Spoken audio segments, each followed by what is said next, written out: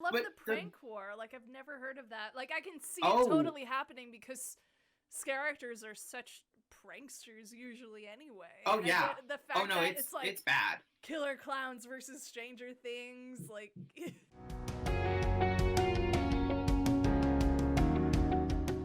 Hi, I'm Noelle, also known as Charge and Die. I'm a professional scare actor. My main content is telling Scareactor stories.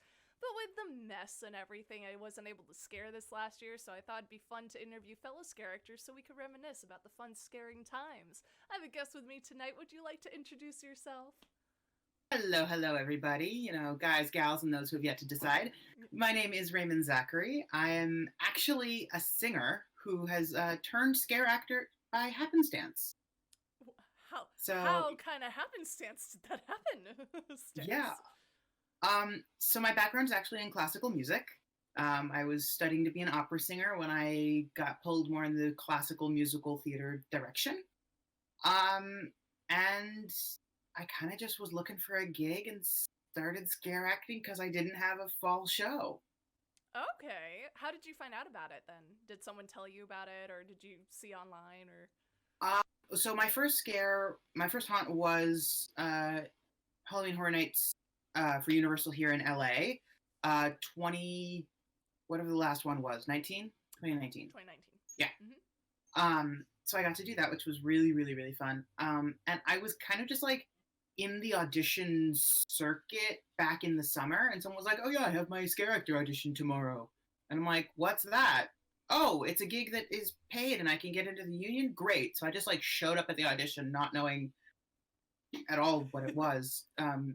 Keeping in fair mind, I am kind of a wuss when it comes to being scared. I don't like Harry Potter was considered a scary movie for me. Wow. Okay. Like I All right. don't yeah, I can't do the scares. Um but I'm like, why not? I'll just give it a go. Um Showed up, did my audition, kept getting kept like I kept making it to the next round. Which was weird because I literally sang opera in my audition and I'm like, I don't know what to do for this. How did you do that? What was it? Oh, can we talk about the audition?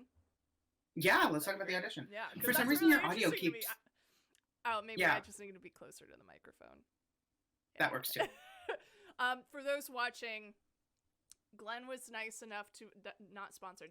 Glenn was nice enough to get me an acai bowl right before the stream, and I don't want it to melt, so I'm gonna be that rude bitch and eat while I'm interviewing someone. So forgive me. It's okay. I'm Jewish. I would have fed you if you weren't eating. Thank you. Yeah. I like food. Food is good. And also self-care. We promote self-care in my streams a lot. I have this stream pet. If you were on Twitch, Raymond, which you're not, you would see a lot of overlay. And one of the overlays I have is this stream pet werewolf, because one of my most talked about characters that I've done is a werewolf character. So it's like kind of my brand now to be werewolf. I don't know. Like I've done so many characters, but I got stuck with werewolf. Not complaining. It's dope. But I have this little werewolf, and I named him Bean, and he has these little animations that he can be triggered to do. So if someone does the command self-care, he eats something and says something like self-care is important or whatever. So Aw, let's that's just sweet. let's just say I'm promoting that by eating and not because I Yes, didn't have time to absolutely. eat. Yeah. Mm. Um, so where were oh my audition. Audition. That's So right. sorry to interrupt that. So no, you're good. So yeah, I kind of just heard about it, and then I heard you have to have an appointment. So I quickly got online and got an appointment, not knowing what to expect at all. Um, I said, they put out a little thing like, please wear comfortable clothing and things you can move on, and here's where to park and yada yada. So I showed up, not knowing. And it's like you do, like as an actor, your job is to audition. If you book the gig, great, but primarily your job is to audition. Talking about self-care, when your job is to stand in front of people and be judged all day, it's great. The Um, mental strength you have to have, like, right? ugh. So they brought us we were at the Hilton of, like the one that's connected to Universal. Mm-hmm. And we were in the ballroom of the Hilton. Mm-hmm. And they sort of like brought us in groups of 50. and they're like, line up, and there were 3 cones in the middle of the room, and they're like, you have to go up and scare the cone without touching it. If you touch it, you are disqualified and will never be hired at Universal Studios. I talk about scare the cone a lot. Scaring it out. Yep. Yeah, you have to scare the cones. And so I was like, I don't like. They gave us like some funky music. I think it was like Thriller or something. I love Thriller. Don't bash Michael Jackson. But yeah, they usually say like some sort of monster themed song. Yeah, like they played Monster Mash at one point. Like there were 50 people to get through in this Ours was like ballroom. hardcore metal. They got that too. Yeah, they got that too. It was, but I was maybe like number 7. Like I was early, and I'm like, I don't know what I'm doing. So I sort of watched what the other people, and I'm thinking, what is not only the scariest thing I've seen, but what got the reaction of someone who was scared, like in a movie. What scared the scared person? Yeah, I should do that.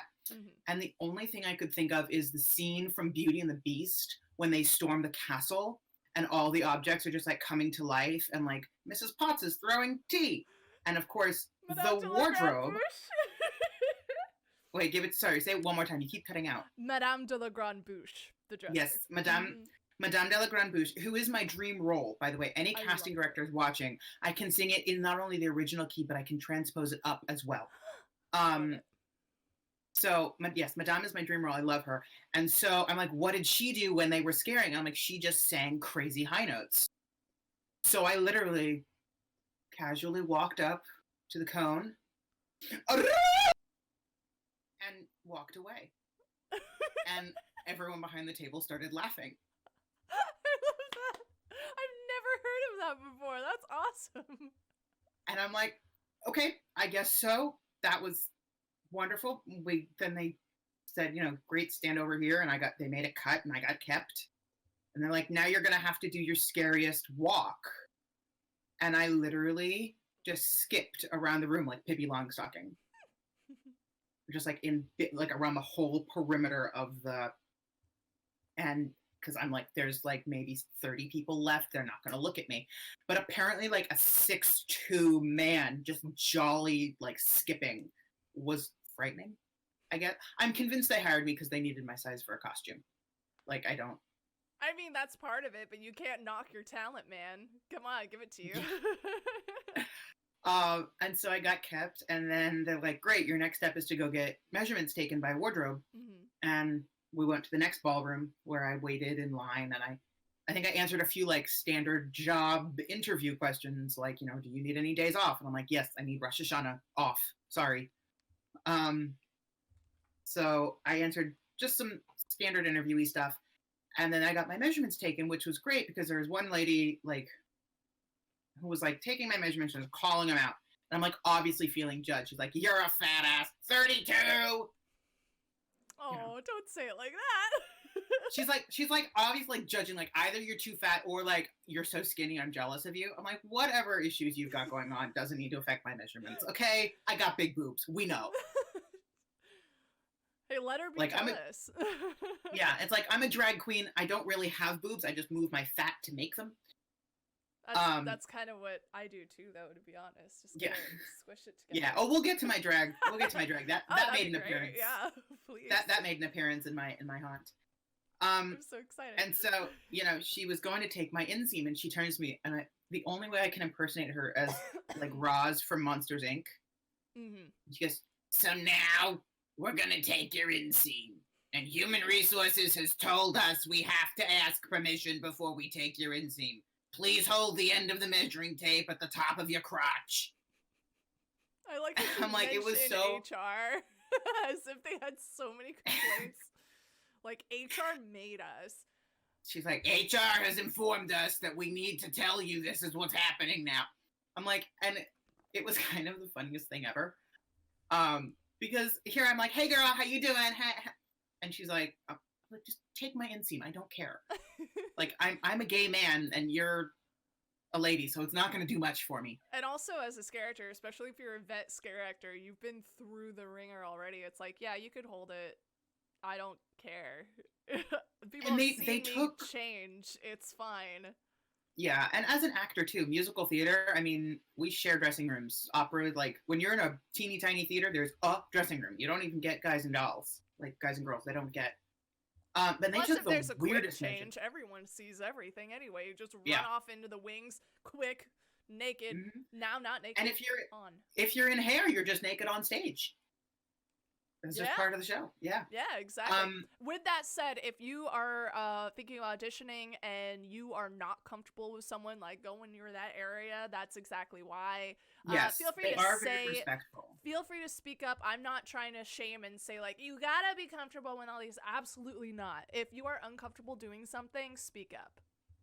Which is why they tell you, and they're very communicative. You know, yes, I'm impersonating her really, really badly. She was actually a lovely, lovely lady. It's for the comedy. But I love it. For the comedy of it, for comedy's sake, really. But no, they did ask. They said, now I'm going to take this measurement. Now we're going to go from here to here. Now we're going to do, So, but they did take the weirdest measurements. And I've been in a lot of costume shops in my time. But like, so I'm used to like, okay, like everyone will get your shoulders and your waist and your chest and all that. And I'm like, if you're getting really detailed, they'll get your like hat size. Like, that's okay. The tip of my nose to the end of my chin, the width of my foreknuckles, that like not just my glove size, but the width of my foreknuckles, and I'm like, I'm just gonna go with it. And I think by the end of it, she knew me better than my doctor does. We all know I was so well. I was just gonna say, I'm like, would you like to also take measurements of my rectal cavity, because I feel like we're at that point in our relationship. It really depends on the costume. Yeah. Yeah. Do you know why that they were taking those measurements now that you've scared? Do you understand Based what they're on, for? I do. I did not end up using them, but other people, I'm like, oh, that's why they needed that to measure that prosthetic. Yeah. Like, I understand it now. It didn't end up doing for me, but I've seen other people like, oh, they have a piece of clothing on there, you know, when I see the like big wall of just hanging pegs with brass knuckles, and they say, what size knuckle are you? I'm like, oh, that's why. There's a knuckle size. There's a knuckle size, absolutely, because I always wear masks. I don't know why I get stuck in them. It's like, am I just like that ugly where you have to put a mask on me?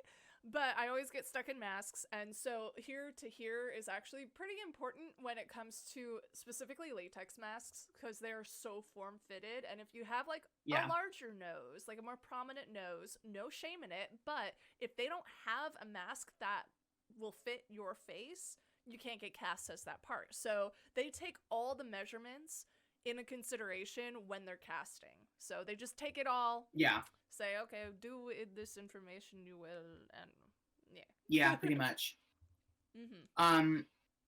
So then the hard part came, which was waiting. And they made me wait like a solid 6 or 7 weeks before I heard. Like, my audition was in, I want to say, late May, early June. I didn't hear until like the second or third week of August. There was a time I didn't hear until like the last week of August, first week of September, and our orientation is the second week of September. So. September. Yeah, you hear like 2 weeks beforehand, and they're like, clear your schedule for the entire 3 months. Yep. It was pretty neat. But once you got there, it was a lot of fun. So that was my audition story. What does this say? Sorry, there's a slight issue. Please log out and log in again. Thank you for bringing that to my attention, Maroon Wolf. Let me do that right now. So she says, my bean is broken.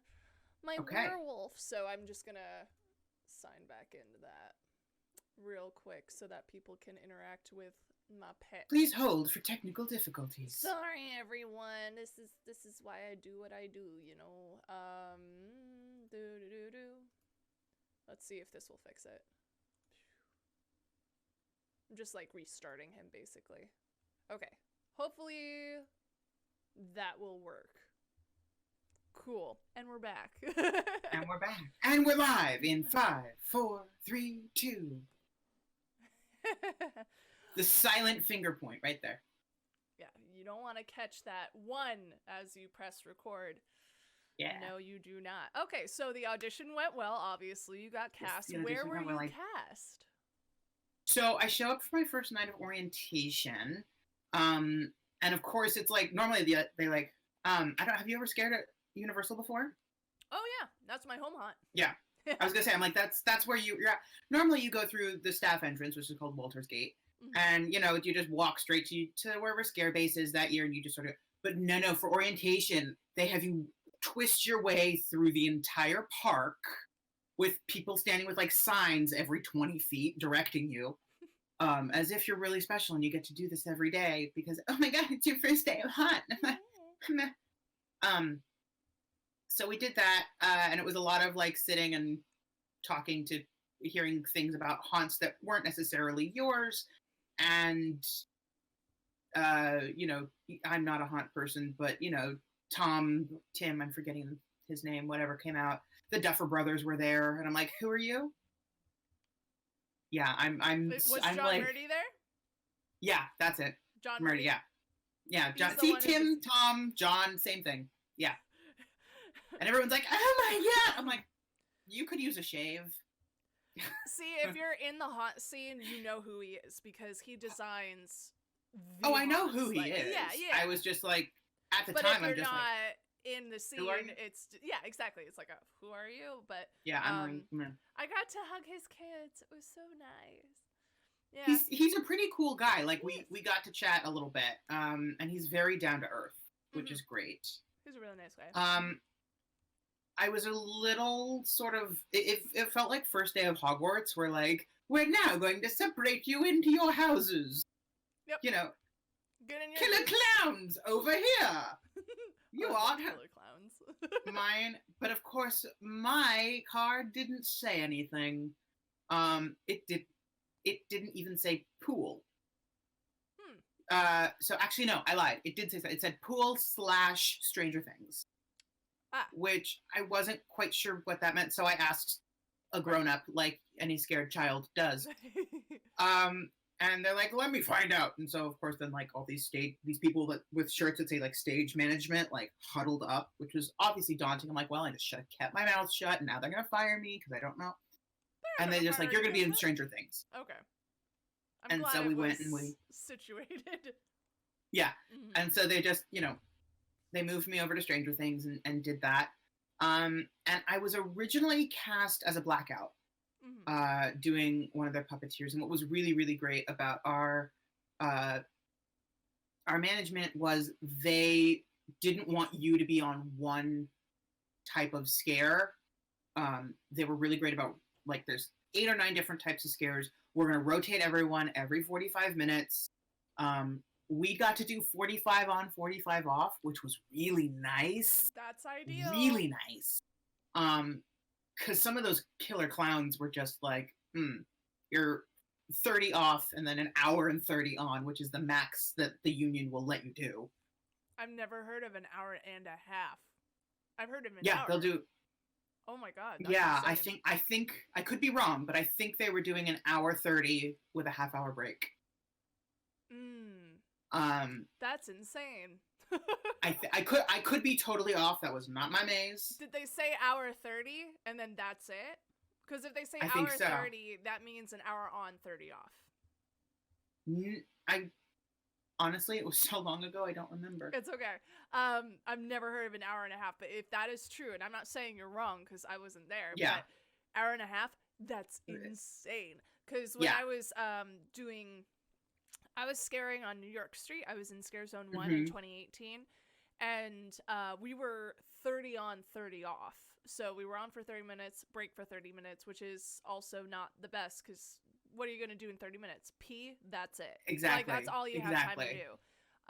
Because it takes like 10 minutes to get out of costume, 10 minutes to just sit, and then another 10 to get back in. And then 10 minutes to get back in. Yeah, so it was not really crazy. Worth it. But I thought, like, 30 minutes on, that's easy, because that's, like, the minimum that they have. But in my mask and the gloves and moving constantly, my body started to shut down within 20 minutes, and I had to really push those last 10. So I cannot imagine an hour and a half, especially for killer clowns, because they're in those big outfits. Jeez. Again, if the representative from AGVA is watching, I could be totally wrong. I'm sure no union rules were broken. Please don't sue me, and please hire me back. As long as you're up on your payments, I think you're fine. Yes. Yes. which thank you for reminding me I'm not, and I need to pay them. I also need to pay mine. Shit. Thanks the mess thanks to the mess I've lapsed on my union payments. I need to fix that. It's easy to forget, but yeah, as long as you're paid up by the next time you audition for something, you're fine. Yeah. So what I found, because we were 45 on, 45 off, which was really nice, because 45 minutes you could actually do something with your break time. Yeah, exactly. I got really smart the first week of scaring, because we had one rehearsal and it was great. Or no, we had one rehearsal and one dress rehearsal, and then we opened, and then preview night, and then opening. Yep. So you really got 3 rehearsals and then opening night. After my second rehearsal, I was wiped out because I wasn't prepared for the hours, and the intensity for that long. Mind you, I was in Stranger Things, which was such a blessing and such a gift, because of the space we were in. We were on the first soundstage, so it was air conditioned, which was nice. So nice.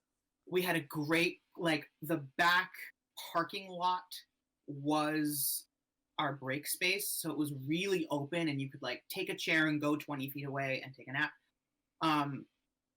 Some haunts have just that's your break space. You get a 10 by 10 space for 30 people and costumes. And one chair to share between everyone. Yeah. No, I got really smart though, because I was just so drained.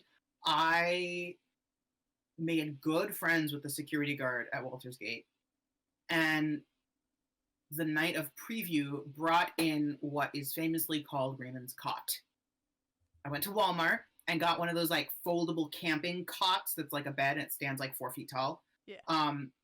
Brought blankets and pillows and made myself a little bedroom every night out back. Wow. And slept. It was nice. Yeah. Oh, and everyone knew Raymond's here. His cot is set. That's the first thing I do. I'm on the first shuttle. I clock in. I set up my cot and I sleep. Because when you're on those 45s, you sleep.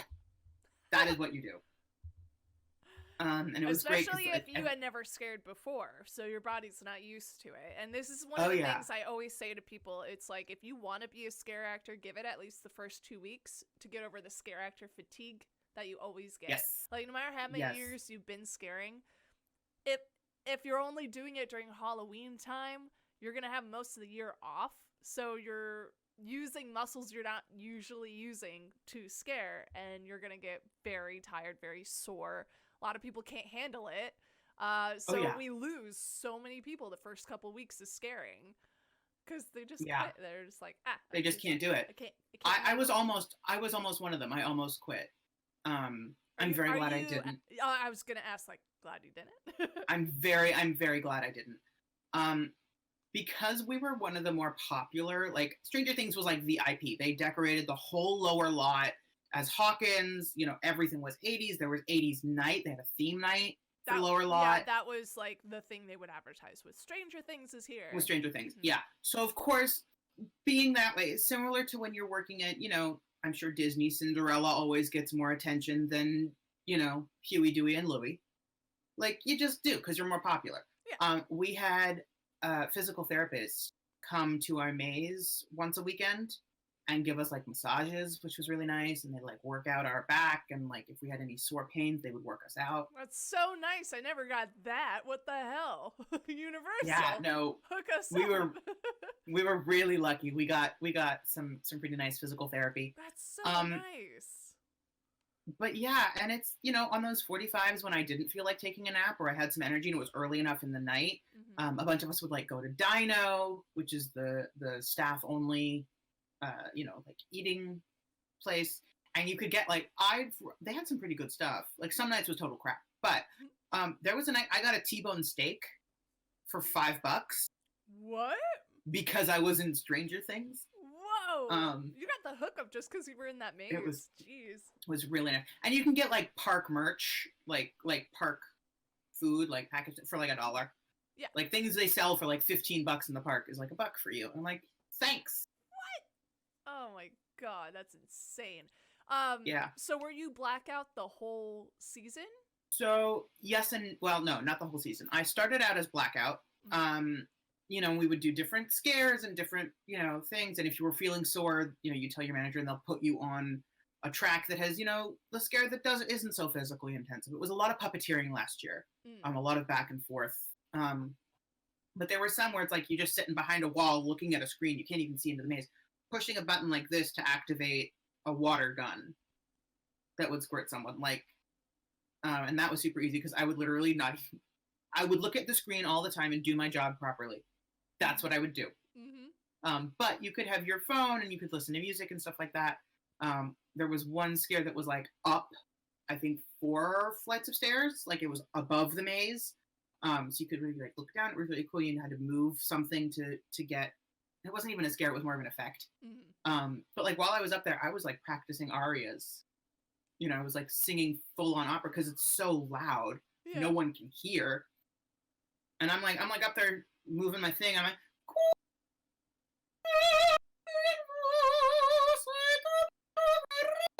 and I'm like doing my nails. Like one time I did get a little too loud. My manager like flashed her flashlight up at me and she went like this. Oh no. I'm like, okay, that's a little too loud. Because part of my career is I am what used to be called a cantorial soloist. Now I'm called a synagogue soloist. So I do sort of the work of cantors in a synagogue. Although I have yet to finish my schooling on that. But fall is Rosh Hashanah and Yom Kippur is the big one. So I was up there rehearsing all of my music for Rosh Hashanah and Yom Kippur, and she's like, "We can hear you." Oh. Oops. And it's like small enough. It's small enough that the guests didn't notice, but every once in a while someone will come off set and like one of my friends, actually Xandra, who you got to interview, Xandra and Pete, 2 of my best friends. Xandra's like, I heard you practicing and I couldn't really hear you over the scare sound, but you were a little sharp. Xandra! Like, yeah, well, because Xandra's an opera singer too. Yeah. So that was really cool. I get to interview her again. Well, I don't know what day. I can look up the day, but because I'm in her Stranger Things musical, which is very exciting. Yeah, I was gonna ask about that too. I didn't know you were in it, so I didn't want to bring it up. But I am. I have been cast. I'm not appearing in this preview, but I am in the full script. No, because Xandra and Pete, her boyfriend, and Kyle Harrington, who I'm interviewing after you, actually. Oh, Kyle's coming on tonight? Yeah. Oh, how fun. Maybe we'll get to do a little 3-way before we leave. If you want that didn't to, sound, yeah. That didn't sound right. That didn't sound right, but that's okay. That's part of my stream is saying things like innuendo-y. Yeah. Let's do it. So him and Kyle Harrington, and there's one other, Evan Harris, who we're super tight, all 5 of us, from the maze. We call ourselves the Byers family. We used to get together like every 2 weeks, and then when the mess hit, it was slightly less. But we do Byers family Zooms. Like we're really tight, all of us. So nice. By the way, I am interviewing Xandra on March 27th in case people want to tune in for that one specifically. Yes, and check out her page. I don't know the link, the tag exactly, but it's Stranger Things, a musical parody, I think. Maybe. I think it's double check that, and I could put it in the description. I'll double check. It's a Stranger Things musical, and it's brilliant, and she has been working on it forever, and it's wonderful because it has me in it. But anyway, so if you want to see us on stage, yeah, no, it'll be great. So that's what I did as Blackout, and then about a week or so into the run, 2 weeks into the run, Evan and I were both just getting really tired of being in our respective roles. He was, I don't know I think he started out as a Bob and then went to a hazmat suit guy in the pumpkin patch. Okay. And then I once he was there, I was like, I wanted to have some sort of a face role. And so we talked to our scare quality control and they worked it out where I think it was Thursdays and Sundays I was hazmat, and then Fridays we divided up. I forget exactly how we did it, but it was half and half, and I was half Blackout and half hazmat suit. And then when he and I would flip, we would just flip, him and I, because we were the same size. Which did you like more? I kind of liked hazmat more. Why? because why? I know, right? Why? Why? Because I could really scare people and see their reactions. A lot of times when you're a blackout, you're scaring from behind a curtain, Mhm. or you're pushing a puppet and it's not getting as close to the puppet's what's getting close to the guest, not you. Mhm. And I kind of just liked that interaction of, hey, here's my face super close to yours. Like Just like it's an inch away. yeah, and because you can feel the fright, and I'm like, And that's it fun. feeds us. That's what we go Yes. for. Like when Yeah. you get a good scare. When you get a good scare. It There was really one energizes night. There was one night, and I begged and pleaded with quality control, and they let me do it for one night, where I got to be a scientist. you. Oh, okay. One of the scientists that were attacked by the demodogs. Mhm. And so, mind you, they have this thing called Make-A-Wish backstage, which has nothing to do with cancer, I hope. Where you get to write on a piece of paper and submit it to quality control if you have a character that you would have wanted to be cast as in any maze or any scare zone, and they try and fulfill your wish That's throughout. really nice. Yeah, so throughout the run, they'll pick a few people each night, and they'll say, all right, tonight you're going to go over to Ghostbusters because that's what you asked for, and you're going to play your dream role for one night. That is so nice. I've never heard of that. Yeah. Well, it might not official. It's probably not an official thing. Don't get mad at me, quality control. But we called it Make-A-Wish, and every once in a while they would swap people out. My Make-A-Wish never happened because I never fit into the costumes that I wanted. I'm like, I want to be the pretty library ghost who wears this gorgeous Victorian corseted, because I'm a fabulous drag queen. And they're like, you don't fit the wig. The corset's a size 2. That wouldn't fit around your leg. And I'm like, oh, okay. Yeah, because so they said, like, only has like a limited supply, and they're not gonna like make a costume that exactly, exactly. Like, they have to fit the person. Yeah. Mm-hmm. So they're like, is there something you want to do in your maze that you haven't gotten to? And I'm like, well, the scientists have a pretty cool makeup track. Their makeup is pretty cool. So I got to do a bloody scientist, which was fun because, of course, I got all bloodied. And then the first thing I do as I'm on the shuttle going down to the maze is FaceTime my mother. What was her reaction? It was great. It was great. Thankfully, she wasn't driving because I'm pretty sure I would have killed her. God. Raymond. Why? Yeah, it was really good. So it was kind of fun. And back to what I was saying, the best scare was the way the lab set was. There was sort of some dead mannequins on the floor that were all, supposedly dead people, and there was a demodog thing.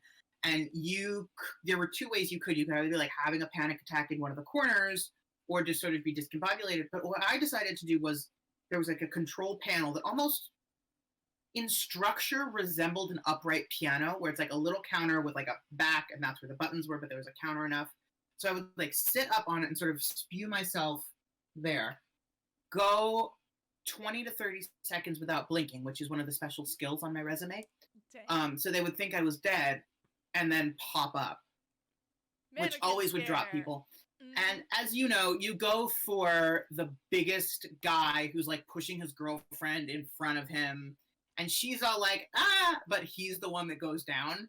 And it's always so satisfying when they drop. Mm-hmm. I did have one guy mess his pants. One or two? I only saw number 1, but we could smell number 2. Oh my god! Raymond, there was an after smell. There was a scent. I'll call it eau de scare, if you will.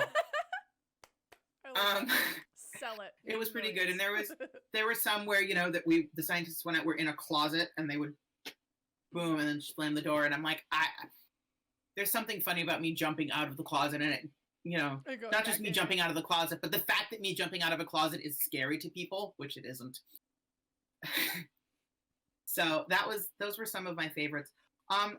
But also some of the most pain in the ass. Can I say ass? pain in the ass. Sure, why not? Mature stream, Yeah. everyone. We swear. Yeah, straight pain in the ass. If you're a guest, don't touch people or things. Keep your hands in your pockets. You don't need to be filming this. It's on YouTube from all the YouTubers that come from preview night. Okay? It's not any funnier when your girlfriend drops as opposed to the girl behind you, okay? We don't need to see it on camera. So keep your hands in your pockets and don't touch us. Like, I don't mind if people record as they go through, as long as the flash isn't on, and they're not getting all up in my face or lingering too long. Like, that's the thing I hate, is when they're filming, just keep walking. Like, I don't care where your hands are, just don't touch me, like you said, Raymond, like, don't touch me, don't touch the set. If you're just holding a phone, going like, oh my god, it's so scary, I don't care. Don't get a light in my face, because it'll cause me to go blind for a few seconds, and that's really dangerous, and I don't like that, thank you. But yeah, absolutely. And the people, oh god, so many teenagers would be like, phone in my face, lingering, and I'm just like, oh, it's bad, and especially since they decided to start serving alcohol. They've been like doing in that the parks for a few years, yeah, and it's sucks. You know, I had one guy come up. I was spewed out on the thing, and my legs were open as if I had just like been thrown. You know, I was complete like spread eagle, just like but I was fully clothed. I was in like khakis and a button down with a lab coat. And a guy decided to come up and literally in my crotch, he just like nut tapped me, and I'm like, dude, not cool. So not cool. Thankfully, we had a wonderful security monitor. Her name is Samantha. We're good friends on Instagram. I love you, Sam, for keeping us safe. Thank you. That's awesome.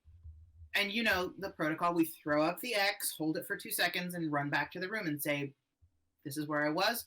We catch him on the way out. And depending on the severity, what I loved about our security guards, we had our own, because Stranger Things is, of course, the favorite child. Of course. You guys are spoiled. Yeah, we're the favorite child. We pretty much had our own security, which was great. You needed it, yeah. And their first question, no matter what the severity is, A, are you okay? And B, what do you want to see done? Now, they couldn't ever promise us, you know, oh, if you say you want them thrown out, they're going to throw them out. Like, they have to obviously judge each situation. Yeah. They obviously have to judge each situation, but they asked the actor first, are they a serious threat? And what do you want to see happen? You know, and I think there was only one guy that I said, you know, I'm afraid he'll go over to other mazes. He's really intoxicated. Let's try and remove him respectfully. That's good. But they were really good. And then, of course, they would take them out and judge the case and see what had to happen. But yeah, it was, our security was amazing. It really was. And I got to be on Ellen. That was a fun one. What? Oh, you were in that. Who was the guest going through that time? Oh, I knew you were going to ask me that. I want to say it was Tiffany Haddish, I think. Okay. Maybe. Cool. And the African-American guy, really skinny, not Twitch. I don't know. I was on Ellen. Okay. Ellen. And I was smart. I gotta be careful what I say because this is going on the internet. Take your time. I may or may not have purposefully made it so they couldn't edit out my appearance. So I'm there for a solid 15 seconds, which is, for those who have appeared on Ellen, you get maybe a millisecond. Side of the face it's that's quick. going by, yeah. Yeah, no, I'm there for a solid 15 seconds. What did you do to do that? I dropped her, and then as she was on the ground, I hovered over her and just insisted on staying in the frame. Love it. Yeah, I love it. You gotta demand your TV time, you know? Yes. You gotta make it happen. I'm a theater actor. I don't get camera time very often, but when I do, I'm gonna keep it. Damn it.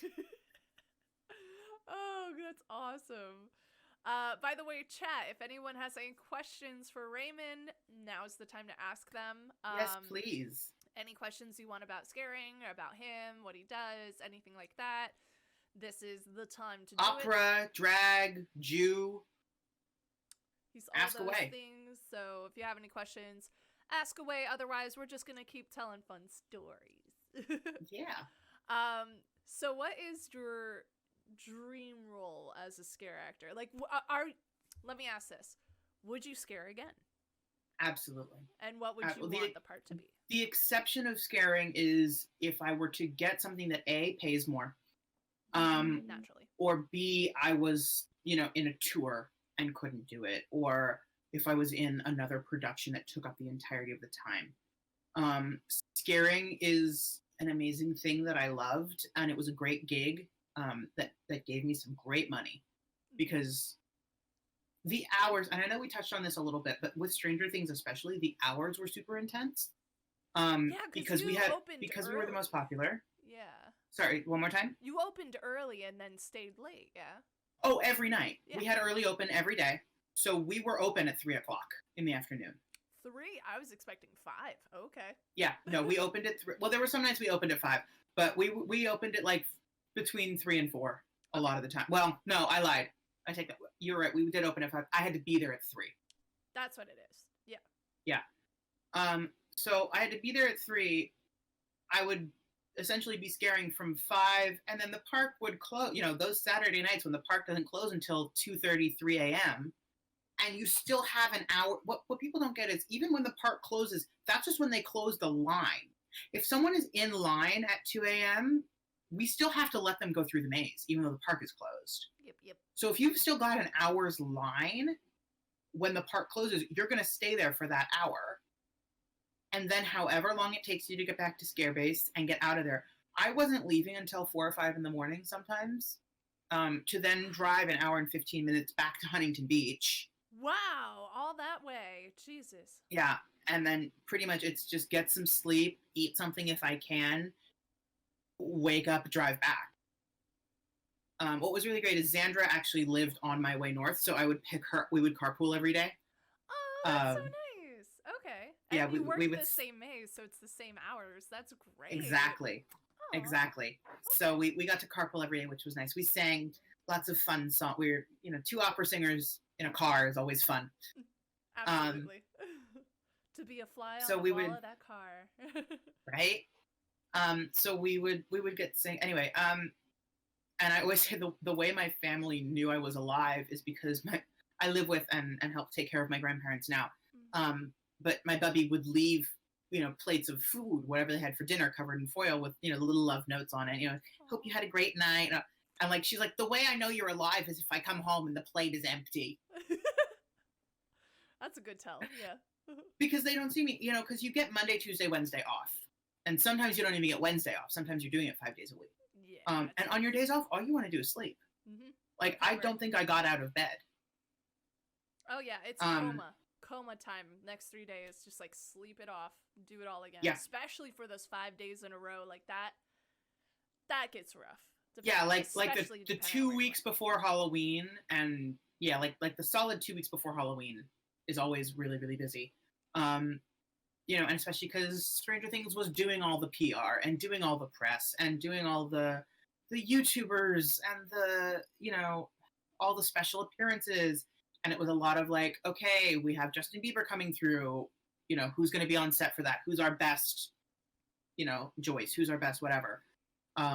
And so they were constantly switching people out when they would have a celebrity, because Ariana Grande came through 4 or 5 times. Yeah, she loves Horror Nights. Yeah. She loves Horror Nights. She hugged me, but I didn't know it was her. Interesting. Because she had a mask on and glasses and bunny ears and a jacket. And so I just thought it was like a small child, honestly. Is she really that tiny? She was that small. Aww. Mind you, I was in big combat boots, so I was even taller, and hey, I'm a scary hazmat guy, blah, blah, blah. And she was just it was a split second. But you got hugged by Ariana Grande. Yeah, right? Which is funny because that's what I order at Starbucks. I just go in a non-fat decaf Ariana Grande. But I always feel bad for the parents that really enjoy Horror Nights, and you're obviously loving it, but you're a parent who has a 4-year-old and you've decided you're more important and you're not going to miss Horror Nights, but you're going to bring that 4-year-old. I always say this. You'd rather pay for a babysitter than years of therapy for that kid. Yes. Just yes. don't and bring the kid. I honestly, and I had this discussion with one of my managers, and I said, how do I handle this? Because I don't want to break character, and I want to give those that are in the line the experience they're paying for and the experience that they deserve. But I'm a Sunday school teacher. I'm the son of 2 teachers. Working with kids is something I do a lot and very frequently. I don't, the kids come and tell me when they saw a scary movie. I don't want them to, I would feel horrible for this kid's teacher or whoever this kid goes to be scarred. And I'm like, how do I deal with this kid? And she says, be as kind as you can. Mm-hmm. So what do I do in my hazmat suit? I get on my hands and knees and I escort them. I say, I offer out my hand and I walk with them. I obviously don't talk because my character doesn't talk. Yeah. But I walk, and it's maybe 20 or 30 steps from the entrance of my room to the exit, and I would walk the kid through, and I would signal with my flashlight, go through there. And obviously once they're in the next room, I can't do anything. Right. But I'm like, I'm going to make sure at least this, you're going to see some kindness and realize not everyone that works here is a horrible, awful monster. I would adopt kids. That's what I'm known for, is adopting the kids. I would scare the parents off, have the kid follow me around, and I would, there was this understanding, especially when I was a wolf. I don't know if you've seen the stories I've told already. Probably not. But for those who haven't heard this, when I was the wolf on New York Street, I had a lot of freedom in the zone, right? But because I was a wolf, there was this understanding amongst all the scare actors that you were either a wolf, there was 4 of us, or you were a zombie kid. And zombie kids, the understanding was the zombie kids were afraid of the wolves. So I would scare the parents off, have the kid follow me around. If they're not too scared, if they're too scared, I just leave them alone. Because it's like, nothing I do is going to help. I look scary. Even if I'm waving at them, they're going to see a claw. That's all they're going to see. But if they interact with me long enough and I can tell they're comfortable with me enough, scare off the parents, have kid follow me around, and then I would have the kid scare with me, scare the other monsters off. So they would feel a little more cute. Empowered. So, and then the other actors would go along with it. So if we like ran into a zombie kid, I would pretend to roar at the zombie kid and then like signal the kid to do it with me. And when they did it, the other actor was like, whoa, and ran away. It was so great. That's like sweet. Doing that improv. Yeah. But this, like sometimes the kids would come back through my zone and be really scared, but then they would find me and like hide behind me. And I'm like, yeah, I'm Mama Wolf. Yeah, it's okay. I got you. This one parent was really funny because I had the kid following me around for a few minutes. It's only for a few minutes, I had the kid following me around for a few minutes, and I assume mom comes up to me and is like, "Hi, we actually have a dinner appointment with her grandma. Can we go?" And I just like look down at the kid. The kid just goes, "It's true," like that. That's great. And I just look over at the mom and I'm like, this, and then the girl holds my claw and she's like, no, it's okay. And I go, okay. And I wave bye to the kid and I go off on my way. It was just so cute. That's sweet. Yeah, I kind of love like backstage shenanigans that go on. Oh yeah, and there are lots. Behind the scenes. Let's do it. We got a few more minutes, by the way. Okay. Let me. I don't have my phone here. I can't message Kyle. Oh no. What am I talking about? I'm on the internet. Facebook. Yeah. That's how I contact Kyle. Anyway. So right? You talk. I'm gonna message Kyle and ask him if it's okay, like if he wants to join the 3-way. Yeah, do it. And once you've seen Kyle shirtless, you'd want one too. I mean, I'm taken, so I have no comment. Smart woman, very smart woman.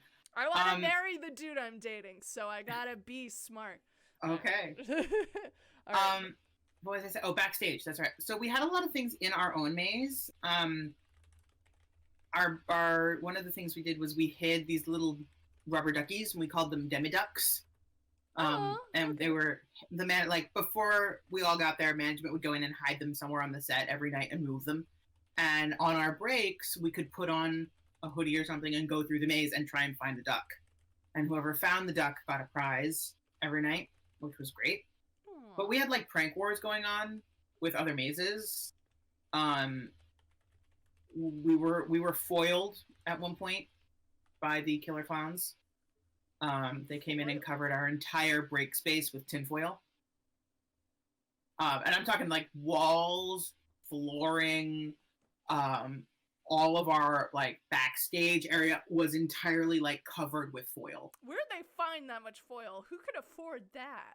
I don't know. Jeez. I have no clue.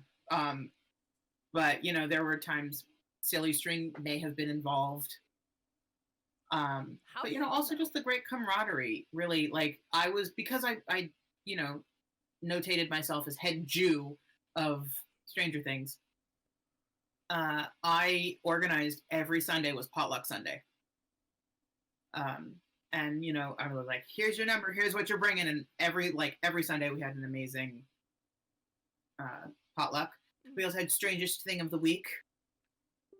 That was something we did every week. I never won, but I'm not Aw. bitter. A lot. Um, and you know, it was just a lot of fun. You know, we got to do a lot of, you know, they did scare cards and stuff like that, and you get gift cards to Starbucks and all that. Um, but yeah, no, it was just a lot. I love But the the prank war. Like, I've never heard of that. Like, I can see it oh totally happening because scare actors are such pranksters usually anyway. oh And yeah, the oh fact no, that it's it's like it's bad. killer clowns versus Stranger Things, like, that's so Well, because we entertaining. share like we're right up their entrance to their maze is right up against our break space. Okay. Oh, I didn't Um, realize it was right there. Okay.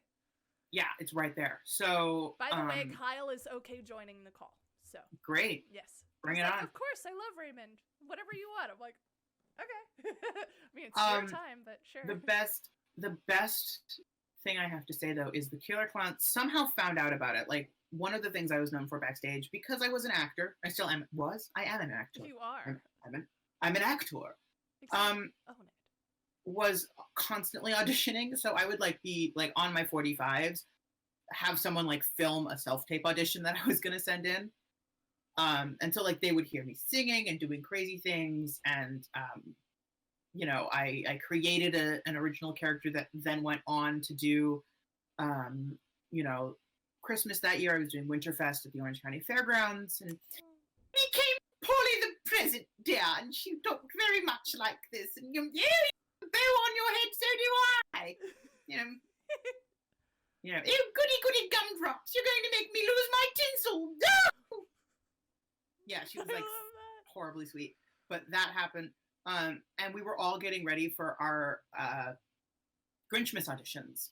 And those of us who were auditioning for Grinchmas, you would audition in the middle of the Horror Nights run. Yes. I did not make it, which sucks because I had the best audition there.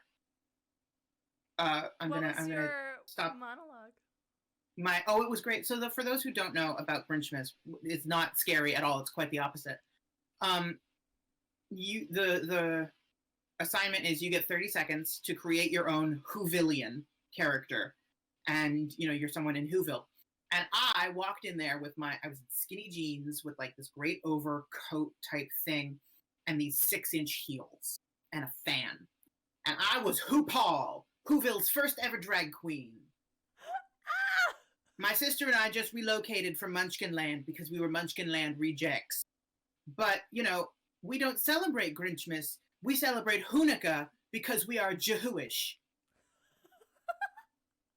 And for some reason, I didn't get booked. Like, I didn't get it.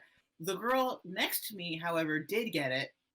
Beautiful, beautiful, big African-American lady who, like, tied curling ribbon into the curls of her hair. She was Whitney Houston. God damn. Yeah.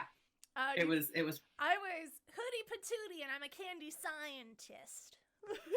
I also did not get it. I did audition my first time in LA when I auditioned for Grinchmas.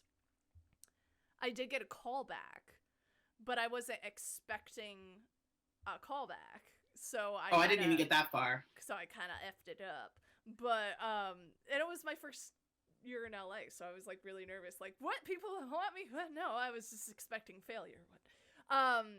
So when I was doing my audition for Grinchmas, I made the panel laugh with my monologue, and that was the best feeling. So I was like, okay, this is a winner monologue, save it for next year. So I auditioned again the following year, but I didn't even get a callback the following year, and I was like, oh. Yeah. But I think what happened with that was they go by what characters they already have. Yeah. And see if you can fit it. And the only costume I would fit in, because I'm so tall, would be the librarian character. Yeah. Which I could do, but I effed up my callback, so I didn't do that. And then the following year, they had gotten rid of the librarian character. So I think that's what happened. Unless I just sucked, but I don't want to think like that, because mental health is important when you are getting rejected all the freaking time. Yes. Yeah. My Grinchmas audition, it was interesting because Scott was there. Scott, who's the entertainment director. Yes. And the first thing he says is, welcome to Grinchmas audition. Please make us laugh. We're in the middle of making people scream and cry, and we're tired of Halloween. Scott. And that's what he says to all the auditionees. Oh. And I was, of course, number one, and I come strutting in, and he goes, "Oh, Mr. Opera, how's Stranger Things?" And I'm like, oh my God. He knows. Of the gajillion scare actors you employ, you have to remember me for that. Hey, you're memorable. I'm memorable. And then I do my whole Who Paul monologue, and it's great, and they all laughed, and it was funny. I had someone ask me about Grinchmas while I was the wolf. So I got off my set after adopted kids, you know what I do. Scaring people. That's what we do.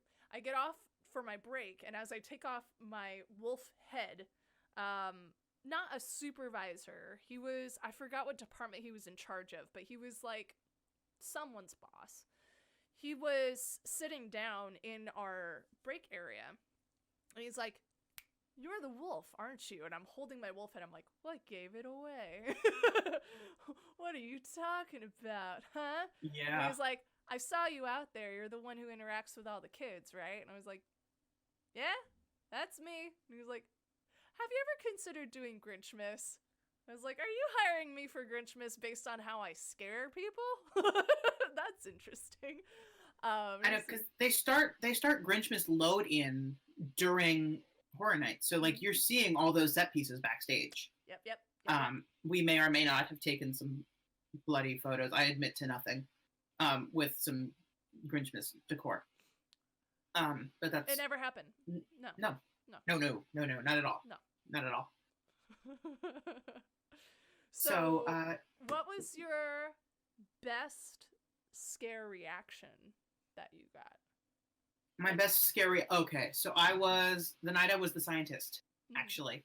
I was doing the closet scare, and it was the door opened towards me. We would like hit it so hard that it made a sound, like a thud, reach out, slam the door. That was the scare. And we had a little monitor so we could see. There was maybe, and it wasn't a conga line, but there was a large group, and they were obviously one party. I want to say there were maybe 12 people. And it was someone's Sweet 16 or something. They had the birthday sash and the crown or whatever. And so it was obviously someone's birthday.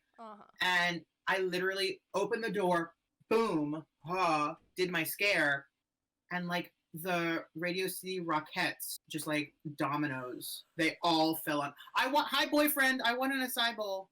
Glenn, Raymond says hi and that he wants an acai bowl.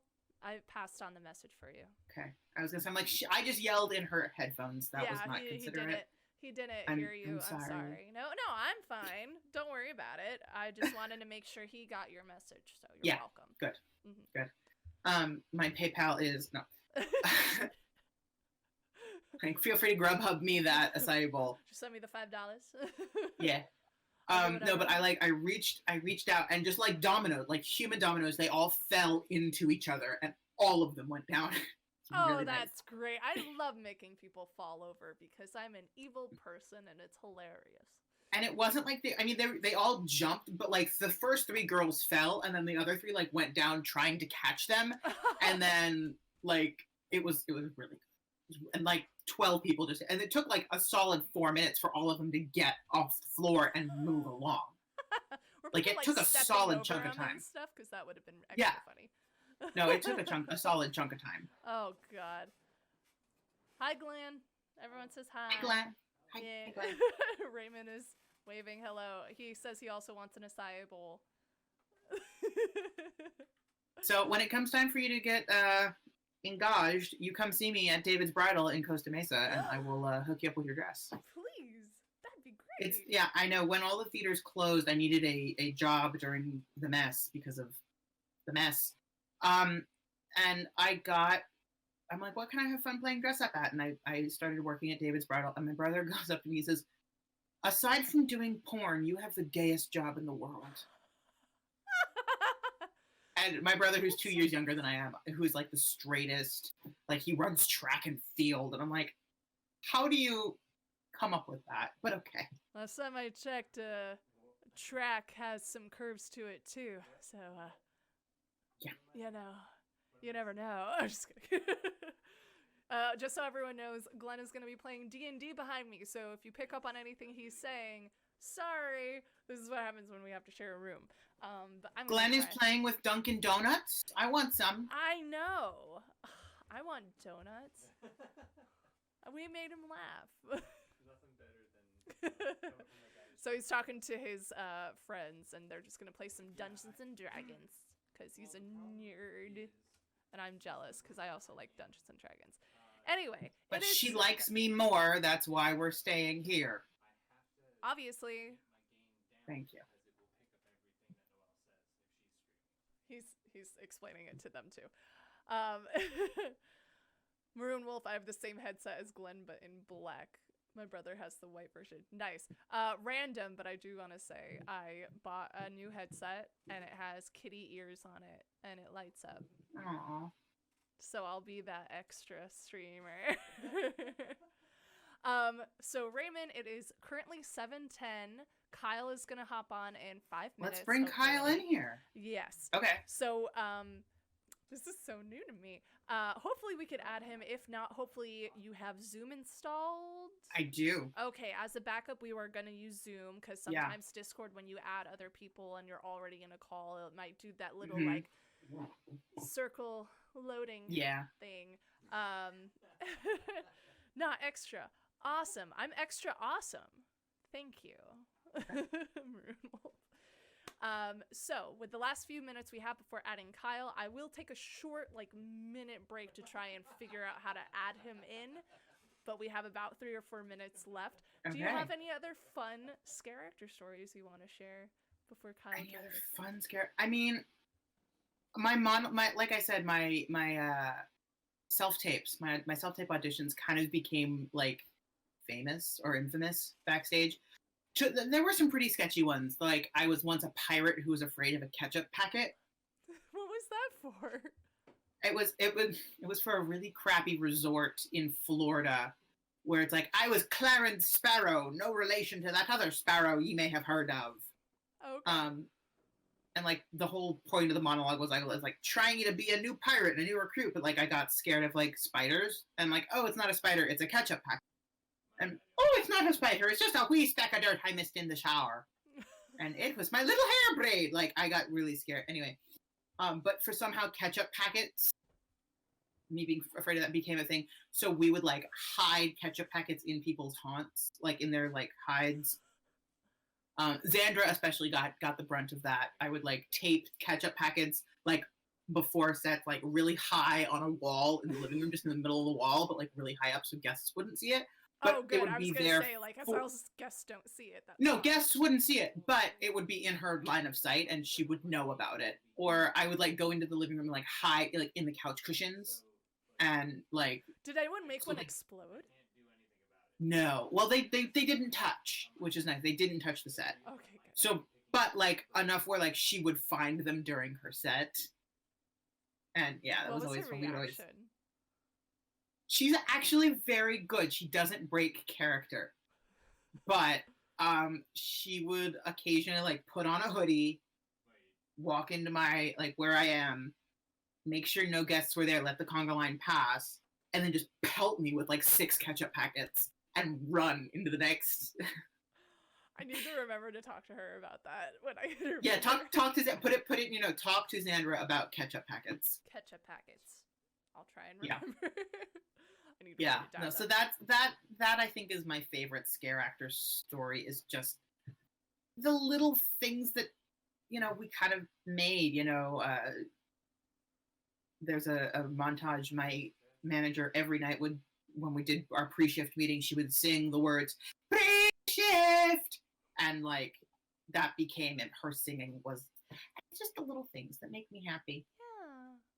Pre-shift. Oh my god, we would always stretch together. Oh, my wolf sister, Mackenzie, and I would do this thing where we were both the full transformed wolves. So we had the mask, we had the gloves. We didn't have to have prosthetics on, which was nice. So our only makeup that we had was the red around the eyes to blend in with the mask.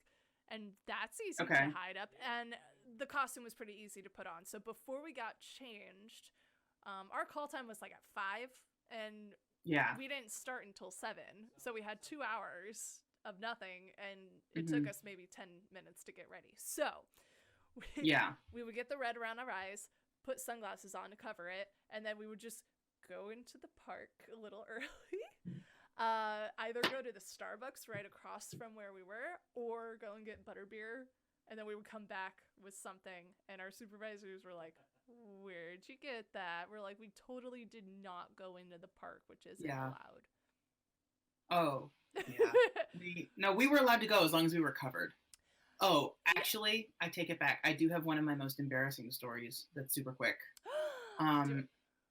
It was the first week. It was opening weekend, and we had gotten through opening night, but I was kind of at it, and so I was sleeping on my cot quite a bit. And I had set my alarm, and I set my alarm for 5 minutes before so I can wake up. And I had to be on set. I forgot the time, but I said set my alarm for 12, and Siri set my alarm for 12 p.m., not 12 a.m. And I totally slept through like the first half of my set. Did someone? And like 20 minutes into a set, the manager finally comes to me, Raymond, like shakes me out of this deep. She's like, "Why is scare quality control on your set right now?" And I'm like, "Huh?"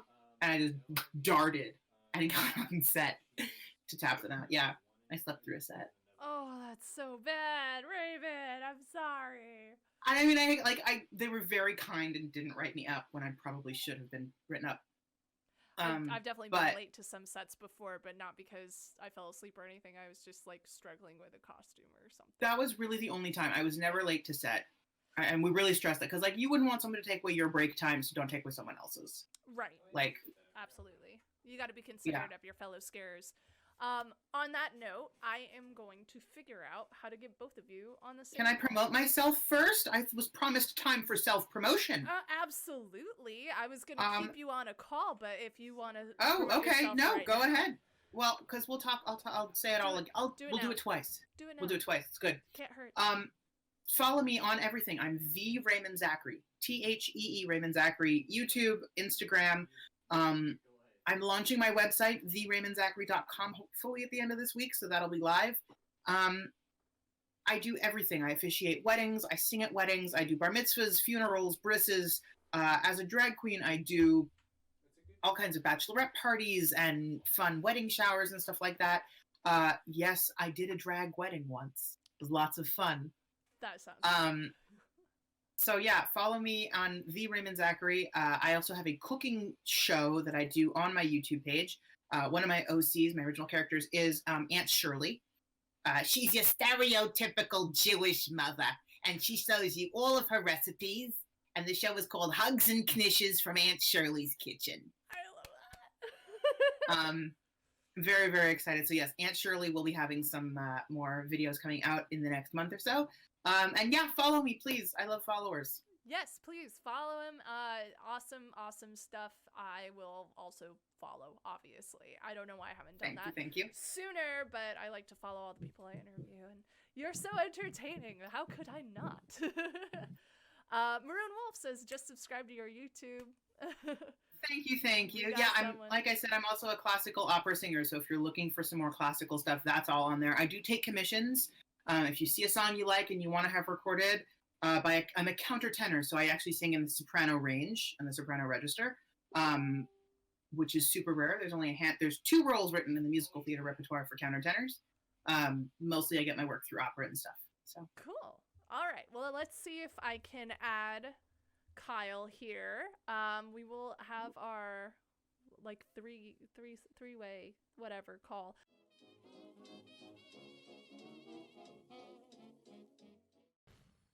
And we're back. We have a whole other human being here. Raymond, you want to introduce him?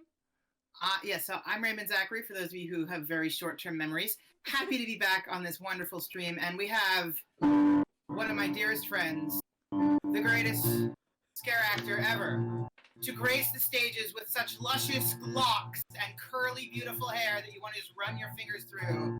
Kyle Harrington!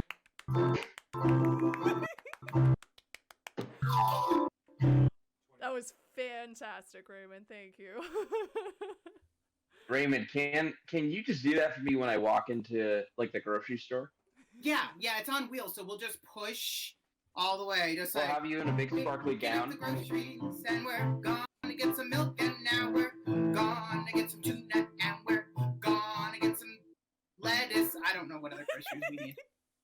I mean, I have a diet that's purely canned food, rice, and like fiber bars. So What about I donuts? just feel like Chef Boyardee, like, this is the night of our Chef Boyardee of big and beefaroni.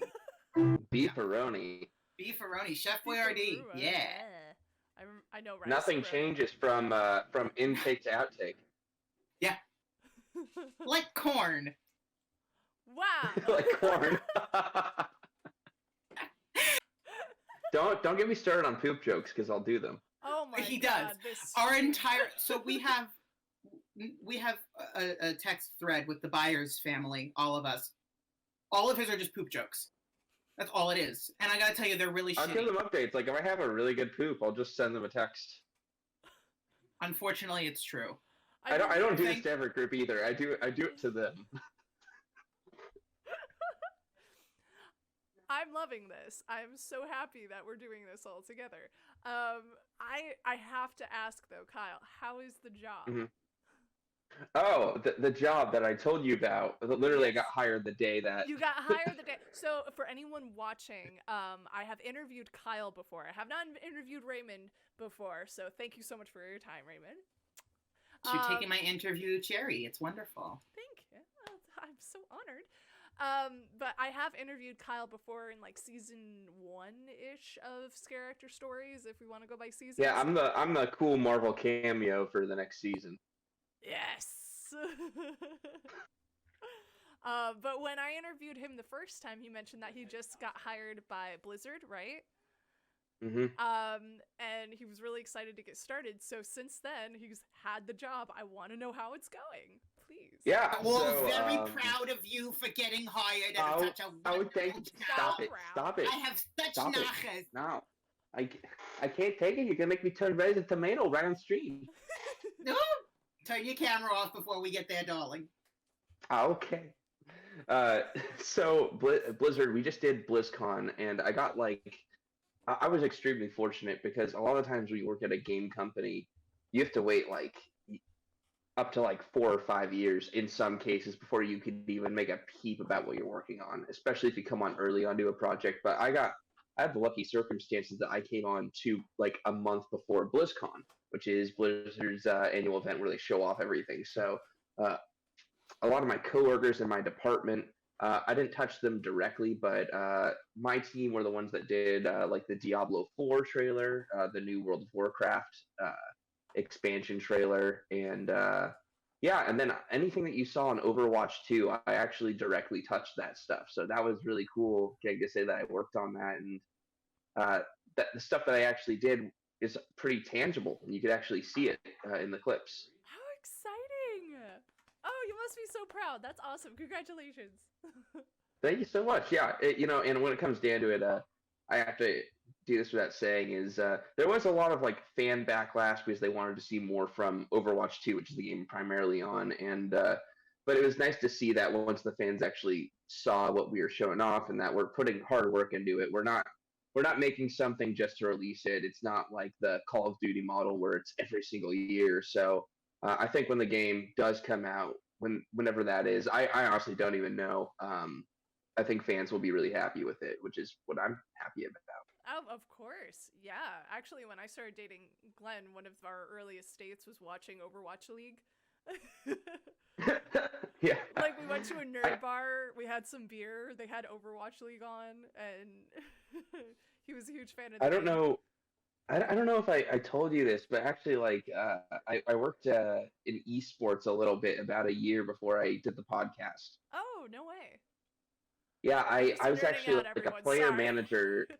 I was the lead player manager for the Mobile Open Season 2 for ESL. So I was at ESL 1, like the big CSGO competition in New York City. God damn. Yeah, it was a really rad experience. I'd never done anything like that. Just have a key card to access wherever I wanted, type of thing. That's so cool. Yeah. Yeah, I didn't know much about Overwatch. Like, I had never touched it before dating him, and of course I started playing it to try and like impress him a little more, and it's a lot of fun. But it was expensive, so I actually didn't buy it. Yeah, I mean, my favorite part of Overwatch, and the reason why I'm glad that I'm getting to work on it is it's very bright and positive. I think that obviously there's toxicity in every gaming community, and Blizzard works hard to try and level that out as much as they can. But the game itself promotes, like, story-wise, a very bright future, and that's something that comes across when you're working on it. It's just very, like, happy to work on, which is just great, especially right now when we're all just stuck at home. Exactly. Fantastic. I mean, how can you not be happy when you're working at a company that's named after ice cream? Like, who Yeah, I doesn't love a know. Blizzard? My friends keep joking that they're like, I get it, man. You work at Dairy Queen. Just stop bragging. Yeah. I get ice cream all the freaking time, you guys. Got the brownie chunks in the other day. Like, now I want They did send me a cake for my birthday. That's the closest I got to ice cream. They're very sweet. Literally. Yeah. Literally sweet. Well, fantastic. Thank you for the update. I bought the game that you made, by the way. I haven't played it yet. I'm sorry, but I did buy it like right after we were done with our call. Yeah. Was it To My Best Friend, right? Oh, yes, yeah, To My Best Friend in the indie game. I thought you were talking about Overwatch. I was just like, Oh, no. it's not really my game. No, your game, To My Best Friend. Yeah, so I bought you that. played it? I have not played it yet. I'm so sorry. Okay, I just okay. got a new job myself, so I've been like super crazy busy trying to like balance. Now, luckily streaming. for you, it's pretty short. It takes about an hour to play if you're taking your time. Yeah, maybe I'll do that's it after how this stream. Like the last time we talked, I bought it, and then the next time I will play it. Yeah, and I'd love to hear your review next time. I mean, the great part about that game is that it's my first full-length game that I've directed. Mm-hmm. And it was designed to be, finished in one night, that type of game. You sit down for an hour. It's kind of like watching a movie. It has some flaws, but I'm really proud of it just because, just to finish something is wonderful. I got a message from my friend Steve. Greetings from the D&D session. Bye. He's one of Glenn's friends who just like stopped in real quick. It's like, hi, bye. He must be the healer. Huh? He has the time to send out texts. He must be the healer. I don't know if he's the healer, but he's new to D&D, so I'm sure he's like trying to balance it out. But anyway. Oh, dude, I am the worst to play D&D with. I'm always the guy that's like, what if I give myself acrobatic skills in high charisma, then I'm basically Deadpool? Do it. That's the point of D&D, is like to be whatever character you want. I created so many different characters out of boredom, and I love playing them all. My brother has this bad habit of playing too meta. I love playing with him, but he won't think in terms of character and what the character would do. He's trying to break the game and solve whatever has to be solved like right away. And he's like, well, technically my character would do this because this, and this. It's like, you're playing a dopey like elf, not elf character like the elf in D&D. It's funny you you say are that. like a Santa Claus elf here. Like he based his character on like one of Santa Claus's elves, and he was like, I would know this. No, you wouldn't. You're obsessed with Christmas. That's it. That's your whole character. It's funny you say that because that's like a really good example of the. Do you know what the difference is between a game designer and a narrative designer is on a game team? Game. I'm assuming one's more from a technical standpoint, while the other one. Yeah, is yeah, from a yeah, exactly. storytelling Game is standpoint. like complete. It's like that gameplay versus story type of argument. So like the narrative designer would totally be the what would my character do, and then the game designer would be like, huh, how could I break this? Yes. Exactly. It's a different. Yeah, my brother definitely has the game developer mentality of like rather than narrative. And it's fun to play with him. Don't get me wrong, but he does try and break the game, and that's not what D&D is. D&D is like you create your character, poof, you're in this world. Go have fun. Well, it's interesting you bring that up with the role playing aspects of games, and I'll bring this back to horror with this example, because of what we're supposed to be talking about. Scareactor Stories, talking about D&D. By the way, Skyrim there's Sunday a lot tomorrow, of everyone. there's a lot of games where if you can't get into the mentality of the role playing process of it, like there's almost no point to it. Like when I play Phasmophobia, I know you've played Phasmophobia. We gotta That play game, together. when you think about it mechanically, is very paint by numbers. You could like zero down on the room. You could like use the stuff like check boxes and then just like get in and get out. But that's just not as fun as acting like idiots and acting afraid. You know what I mean?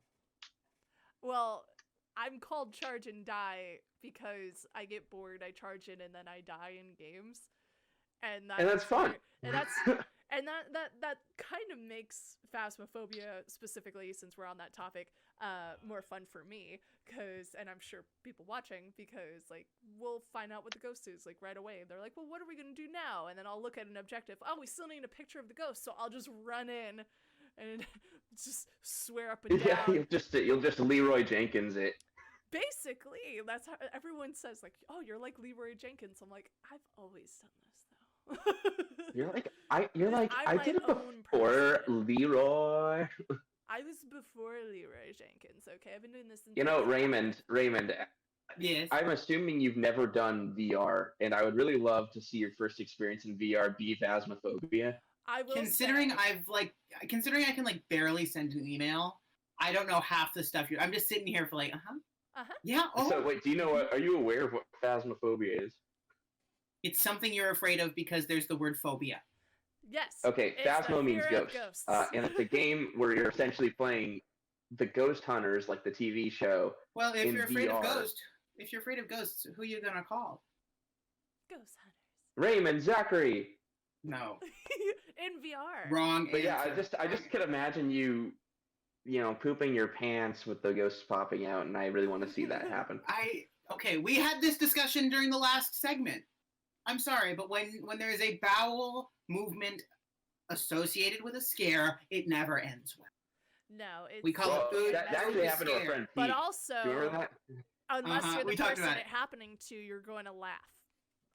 Everyone else laughs at that one person. That's what we're aiming Yeah. Unless the smell gets stuck in your silicone mask. Yeah. No. Raymond, you mentioned in the last one, I'm going to bring it back to scare acting. Raymond, Bring it back. in the last interview, you mentioned, like, before you auditioned, you've always been that person who gets afraid of things. Like, Oh, horror, and I still do. Harry Potter still scares me. yes. Do you think that scare acting made it a little bit easier for you because you were in charge of the scares in some way? No, I'm still terrified. Okay, cool. Like, I could go through my maze and be No, totally I fine. used to scare Raymond for fun. Oh, horribly. Yeah. He's a Horribly. scaredy cat. Let's talk about that. It's What would you terrible. do? It's your one weakness. Like I've tried tickling you. I've tried like just like repeatedly tapping you to bother you. The only way to like annoy you like a little brother is to scare you. Yeah. No, I'm very patient. I'm very loving. I'm kind and generous. I'm loyal. I am thrifty. I am. But if you scare me, we're nope. But scaring out of love, Raymond. It's scaring out of love. That's different. If you say it's you scared because you care, I'm like, you're lucky you're in a computer because I would slap you. Have you ever been slapped while scaring? Hit? Hurt? Oh, well, see, I'm like slapped. While Was there a scaring. camera in here While the other night? No. scaring. 'Cause I've been No. slapped, but I was punched, but I was never slapped. why were You did get punched, didn't you? I got punched quite a bit. It was when you jump and it was their reaction is to punch. The fight or flight. They're just Yeah, it was the fighter. It was the fight or flight. Yeah. Gotcha. Yeah, it's like your brain is just in this mode of either I'm gonna be a good customer at this and guest at this park, or I'm playing whack-a-mole with people's faces. Yeah. I hate the ones that are clearly not just instinctually reacting, like they thought about it and decided to punch. You know? I think I maybe had one, but it was so not memorable. I don't remember it. That makes sense. That does. Yeah, make I mean, sense. a lot of the time, the people. I mean, obviously, there's two types of people who punch people, like you said, and it's exactly those two. And you could tell when it happens, because they'll normally go through the maze and do it to like 3 people. They won't just do it to one. I hate the people that like grab masks and shake. It's like that's. Or my the job. I've got to go through and touch everything, and I'm being really aggressive, not knowing that that's a person instead of a mannequin. I had someone. Yeah, it's like an extreme game of I've got your nose.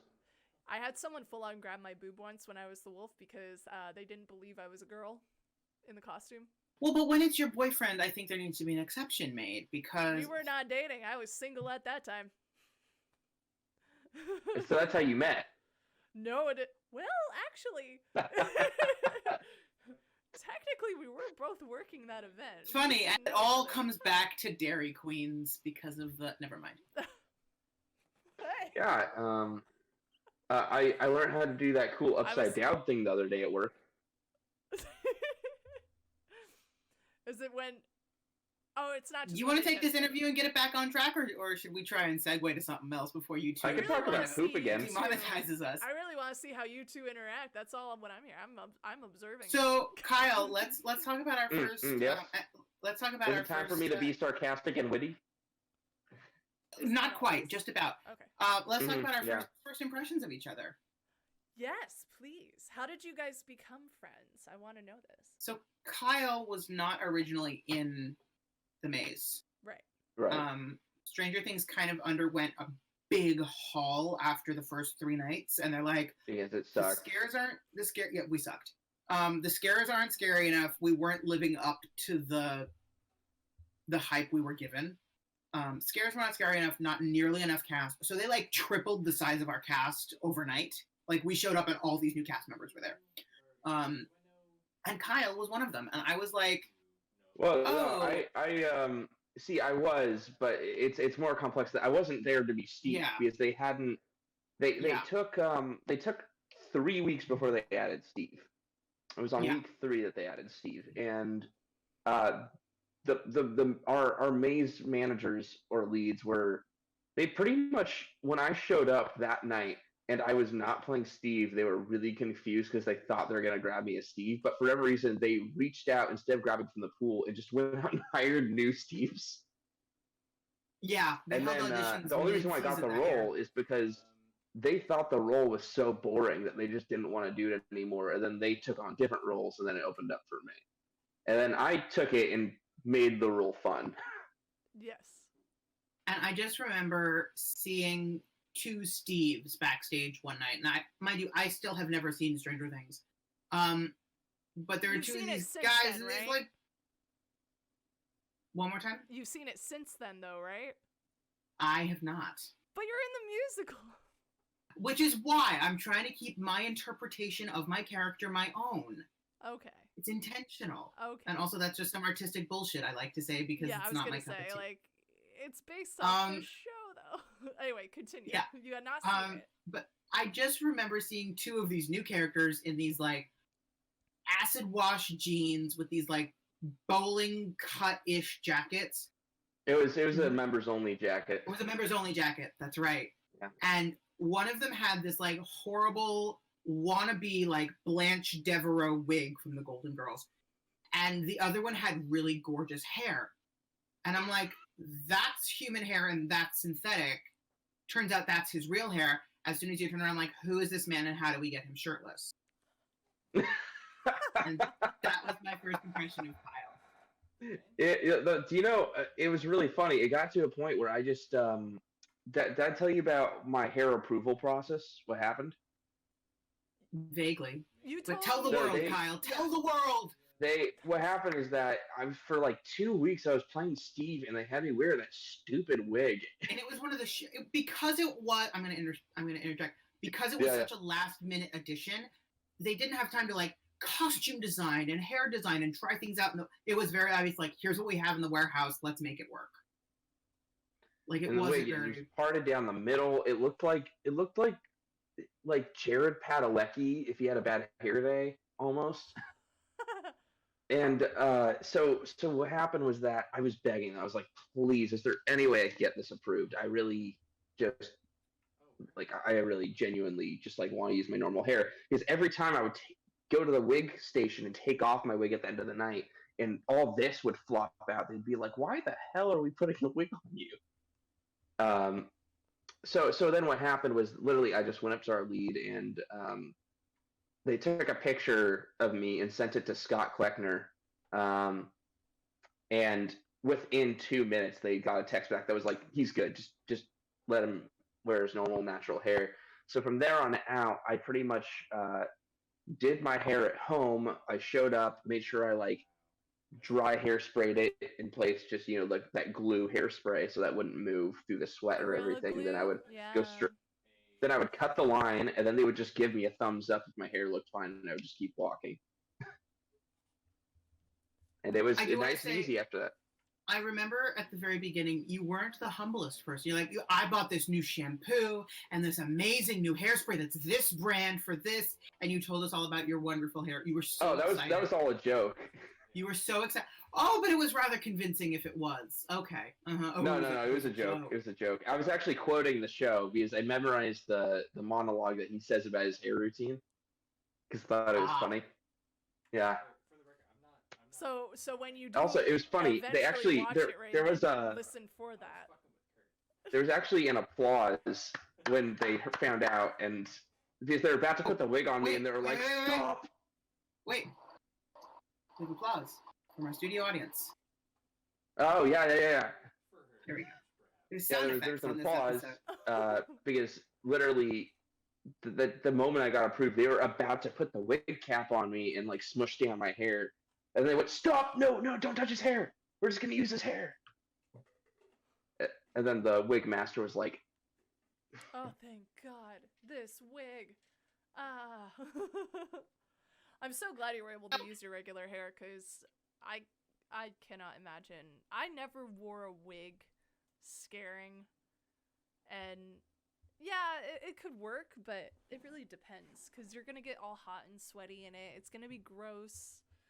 You're gonna have to pin it down. And it gets painful after was the like main a couple thing. hours. So it was kind of it was a good performance thing because I was so comfortable. I was wearing street clothes. I was wearing comfortable shoes that had inserts in them.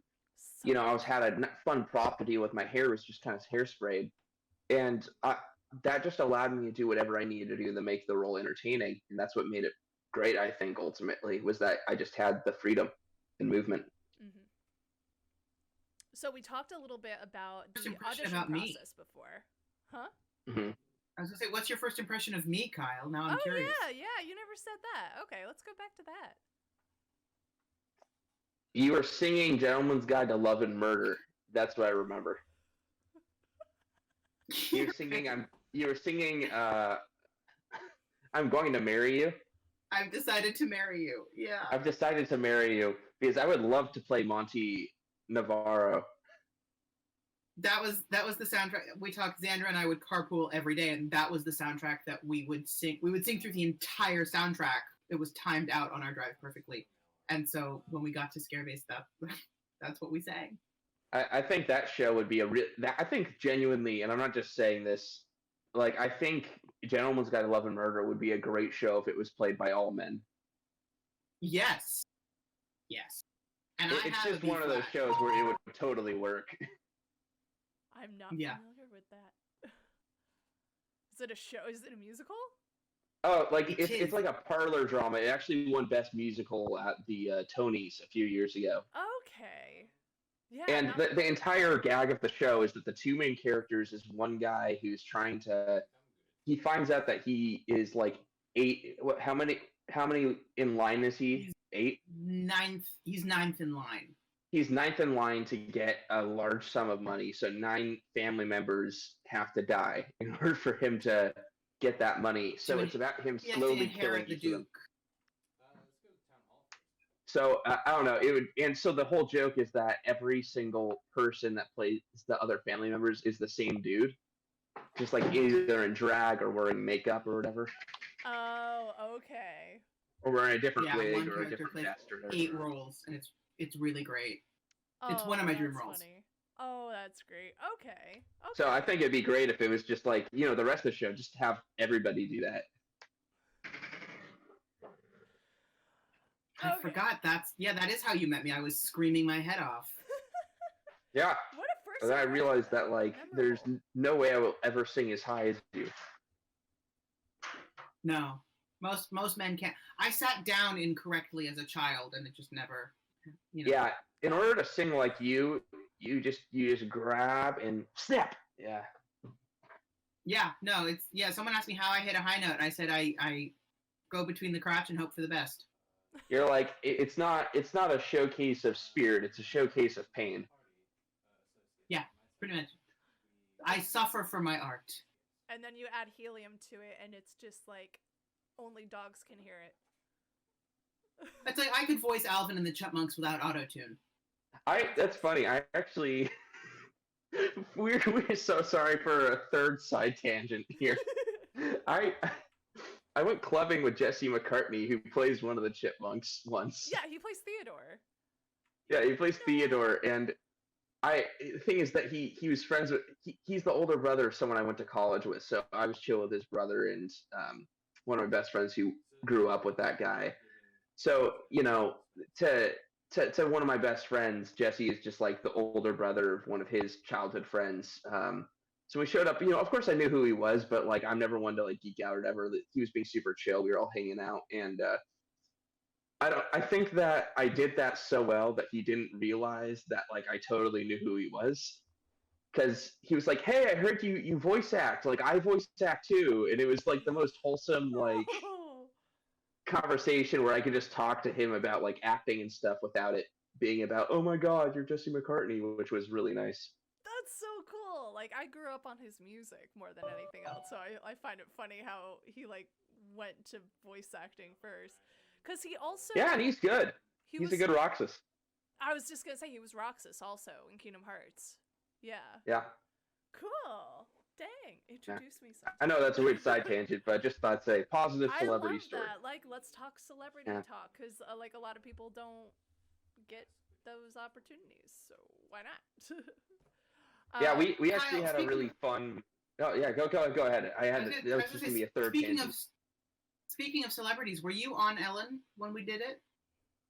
I was not, because I wasn't yet officially Steve at that point. I had been Steve, but because the other two guys were actually cast in the role, it just made sense to have them on. You don't really want. I'm sure there was a pool performer on there at some point, but like you're not gonna have the pool performer steal from the people who actually have the role. So I wasn't butthurt or bad or anything. Raymond got a full 15 seconds. Yeah, I don't even need the 15 seconds to be happy. I mean, I got 15 seconds every single time somebody walked through. So usually it takes you more than 15 seconds, but I know if it goes for more than 4 hours, you should call the doctor. So I'm not quite sure how. Well, I should also probably call the doctor because it hurts. Nah. Less important. Noelle's like, I'm not gonna touch that. We're just gonna let that be. Oh, I'm all for this kind of humor. Obviously, I'm a nerd too. Yeah. I live with a boy. I lived with a boy all my life because I have an older brother too, so I'm good. Hey, there's a cat. Cat! There we go. Kyle, the last time I talked to you, I had my cats interrupting, but now we're in a separate room, so my cats are in the other room now, which is nice. We have a whole separate room in the stream, and it's so nice. I have an awesome beer person. Brought me beer. Oh, yay! Oh, I'm just sitting here, taking up space, and I get beer. And oh, hi, cat. Beer, acai bowls. Raymond, Yeah. we gotta. Oh wait, send hold you on. Let me some. wait. Hold on. I'm gonna outdo you both. Please, you have my permission to outdo me. Cause I always just keep it. I just keep it on hand. Oh, wunderbar. Oh, it's Is that apple whiskey? juice. Apple juice, guys. Apple juice. Oh yeah, Yes. yeah. That is some good apple Good juice. apple cider. Is it cider or juice? Tart. I've got Very Mexican tart. Coca-Cola right here. Yeah. Are we not allowed to do that on the boob tube? No, don't you worry. Mature That stream, but reminds me, also- Nostalgia Critic had a similar thing where he had one of his videos demonetized because he was playing J. Jonah Jameson in one of the Spider-Man videos, and they told him he can't have a cigar. He can't hold a cigar and pretend like he's smoking it because it's like it's equated to drinking because it's like a anyways. It's a But sin. so instead, he just bit off part of a Twix bar and he just had a Twix bar in his hand. I love that. Yeah, apple juice, right? Cool. Yeah. Yeah, apple juice. Apple juice. Very tart. Noelle's like, how the hell am I gonna edit this? I'm not. I don't care. I don't get paid anyway. Demonetized means nothing to you. I'm already not monetized. You can't demonetize something that was never monetized to begin with. So Hey, we're good. if it's a double negative, maybe this is how you get paid. Brilliant. I love it. Hey. Give me my Sponsored by 10 cents. Mott's Apple Juice. Huh? I would so I would Oh, love yeah. to be sponsored by them. I'll drink apple juice for days. So- I don't care. Kyle, Scare acting. We're gonna. I have a question for Kyle. Okay. Mm. How has the Stranger Things ketchup packet addiction affected your life? It's like, well, it helped wean me off of Taco Bell hot sauce. So, Oh yeah, that's some serious stuff. are you really a person in your 20s if you don't have Taco Bell sauce packets laying around? We have a baggie full of them in the kitchen. Right? We all have It's basically a condiment.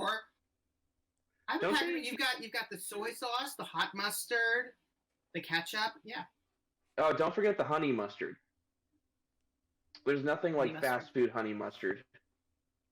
Oh yeah, and then what was it? The honey from KFC that you put on the Oh. biscuits. Yeah. So sought after. Sticky goodness.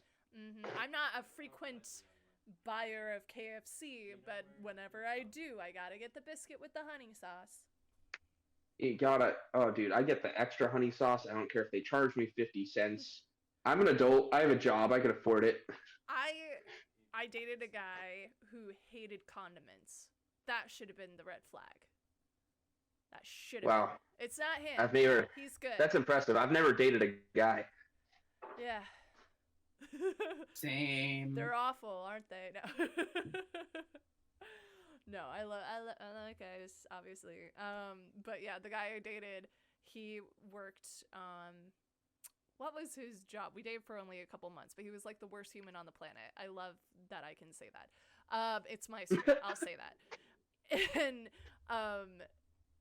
one of the things that I didn't like about him, after all the stupid stuff I won't get into, one of the things I still remember is he told me not to have mayo on things because it's so bad for you. I'm like, I just want mayonnaise on a sandwich. What? And he's like, don't have ketchup. Fine. If you know me, which you guys don't, so I will tell you, I'm like obsessed with ketchup. I have to have it. And I will drown it. Sometimes I will have a meal specifically because I usually eat it with ketchup, but I want the ketchup more than the meal. The meal is just I get way that. to, transfer it to Yeah, everyone It has is those just things, a vehicle right? for ketchup. Exactly. And then I started dating this guy for a couple months who was like, I don't have condiments because it's unhealthy. I see what it does to the heart. He worked in he was like a sales guy for the technology used for heart surgery, and then he would also have to operate the machinery and like teach the doctors how to do it. So it's like pretty impressive stuff, right? But it makes you makes my heart super happy. nervous. yeah, like he Mayonnaise makes my heart happy, so suck it. I told him like I would try and have some dessert, which another thing is I love sweets. You know, that's why I go for the cotton candy vibe of stuff. Love sweets, love sugar, addicted, whatever. And he I made him a pie, an apple pie, and he was like, "Oh, thanks, but this is so unhealthy. It'll go straight Oh, you to your kidding heart." me? Oh God. And I'm like, this is Fruit. not feeding my It's heart. fruit. It's not even feeding my stomach. It's feeding my soul, and I'm gonna have it. It's like SpongeBob with the Krusty Krab burgers. Like, The Krabby Patties. but Squidward, they're good for your soul. Oh, please! I have no soul. Yeah. Exactly. It reminds me of that monologue from Sweet Life of Zack and Cody. Cake is dessert. Ice cream is dessert. Pie is dessert. Fruit salad is not dessert. It's a salad.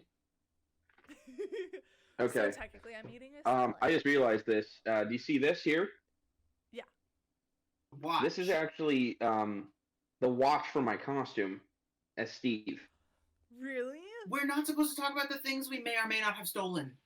No. I accidentally walked out with it. I didn't really steal Talk it. myself I, into like, So something. that's legitimately- costume's fault, not his. Well, no, see, that's the Okay. thing. Like, I afterwards I was like, well, you know, they'll call me if they want it, but like my card's deactivated, I can't go back in. So it's not your fault. And you got away with it. It's like a $5. It's a $5 item. It's if they want it, I'll mail it to them. It's not like it's one of the masks that they have to reuse every year or anything like that. I'm sure it's Right. I'm sure they bought this at the Dollar Tree for my costume. But now it has sentimental value to you. Yeah, and there's this alarm that goes off every evening at midnight.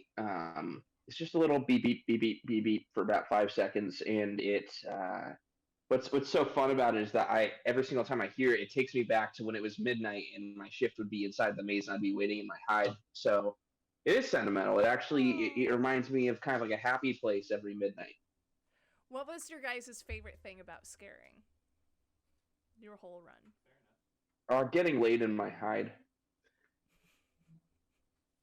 What? It was a No, pleasure no. for me too. You know, I think for us it was a mutual experience with each other. I was waiting for that. I was hoping that would happen. A different kind of closeness than most characters have with each other. There were some cold nights on that maze. We had to keep each other warm. And there was the mold. Well, that to be fair, that was something that they didn't think was going to be an issue, but it kind of popped That up. was set design.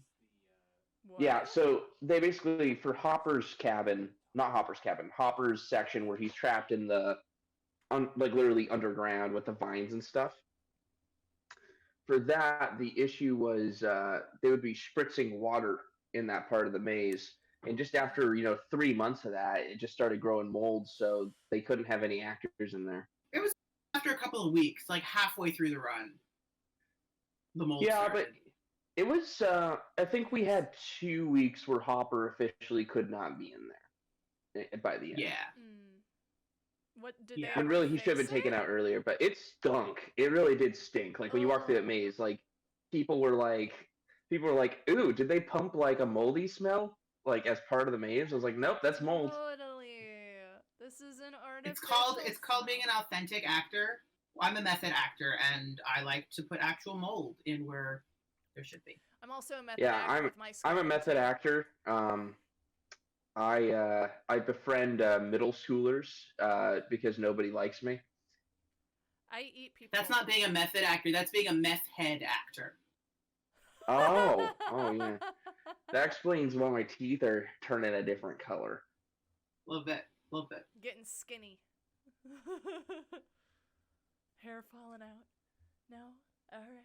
Oh, don't my worst nightmare. Don't tell me that. But just like in that one obvious spot. Yeah, well, I mean, I could comb it over. It'll be fine.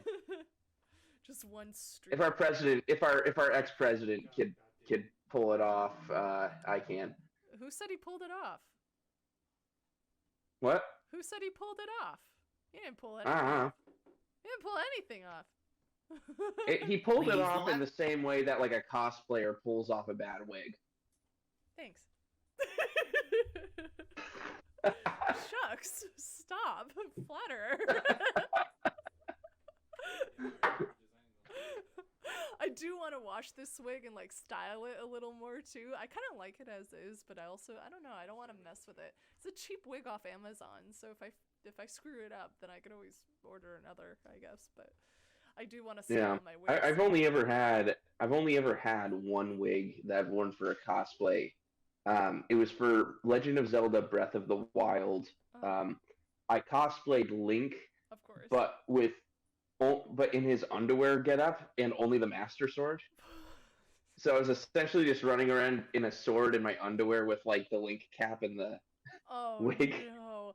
I had a It's actually a rather common look for Kyle, just running around in his underwear.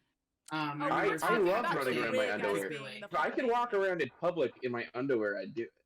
I'm not saying that to like be like, oh, ha ha funny. You know, like legitimately, like I would love to just be in my underwear all the time. I would love for you to just be in your underwear. Actually, even less than just the underwear, just all the time. Yeah, I mean, I could walk around in the buff. I don't really care. I remember a particular St. Patty's Day is coming to mind. Again, What did I we get do? I demonetized. don't remember because it was St. Patty's Day. It was the time you kissed me. Oh yeah, I gave you a No. little peck on the lips. Aww. Yeah. Well, it was the weirdest. So it wasn't a kiss; it was a peck. But I was like, "Ha Kyle's never good." You know. Yeah, he somehow the goes, joke ha had, like, Kyle would never kiss me. because you wouldn't, and I was like totally not interested in that way. And then all of a sudden he just does, and I think it took me like I was like, you solid can't tell me what I won't do. pretty much. I see the reverse psychology worked. There you go. Yeah. Wink. That's awesome. I have this joke that when I was looking at colleges, I visited my brother's campus because he's a couple. What's years college? University, learning, parties, mainly parties. Oh, school. That thing I don't do. That thing I paid. I don't remember most of school. Yeah, I went to college, you guys. So I was looking at colleges. I visited my brother's campus. He's a couple years older, so he's already going to that school. And I was with my dad, so we met up with him on campus, and we were walking. We were off campus. It was like the town right off campus that a lot of the students would live in. So it's not like affiliated with the university, but it's like right there. So we were walking through that little town, and we were passing by this place that had, it served alcohol. It wasn't a bar, but it served alcohol.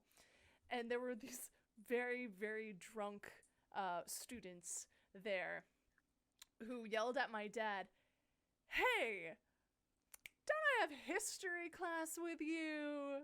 My dad's like, "No, what?"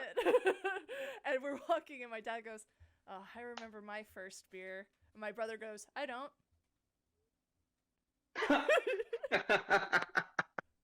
That's great. I remember my first beer, and it was disgusting. I don't know if you saw, but I sent a picture of that particular cosplay I just told you about. On my Facebook? It's in the Discord chat between the three of us. Oh, let me see. Oh, now everyone sees it. This is strange, Yeah. Wait, Kyle. I don't see it. How do I see it? Wait. Oh, yeah, I remember that. That was back when I had That was- abs. I do not wanna have go to those anymore. conventions again. So bad. So bad. Kyle might not have abs, but he does have a mean tuchus. Oh, I thank you. Yeah, 7 years of ballet and like 7 years of running track will give you a tight ass. I have to say, Yeah.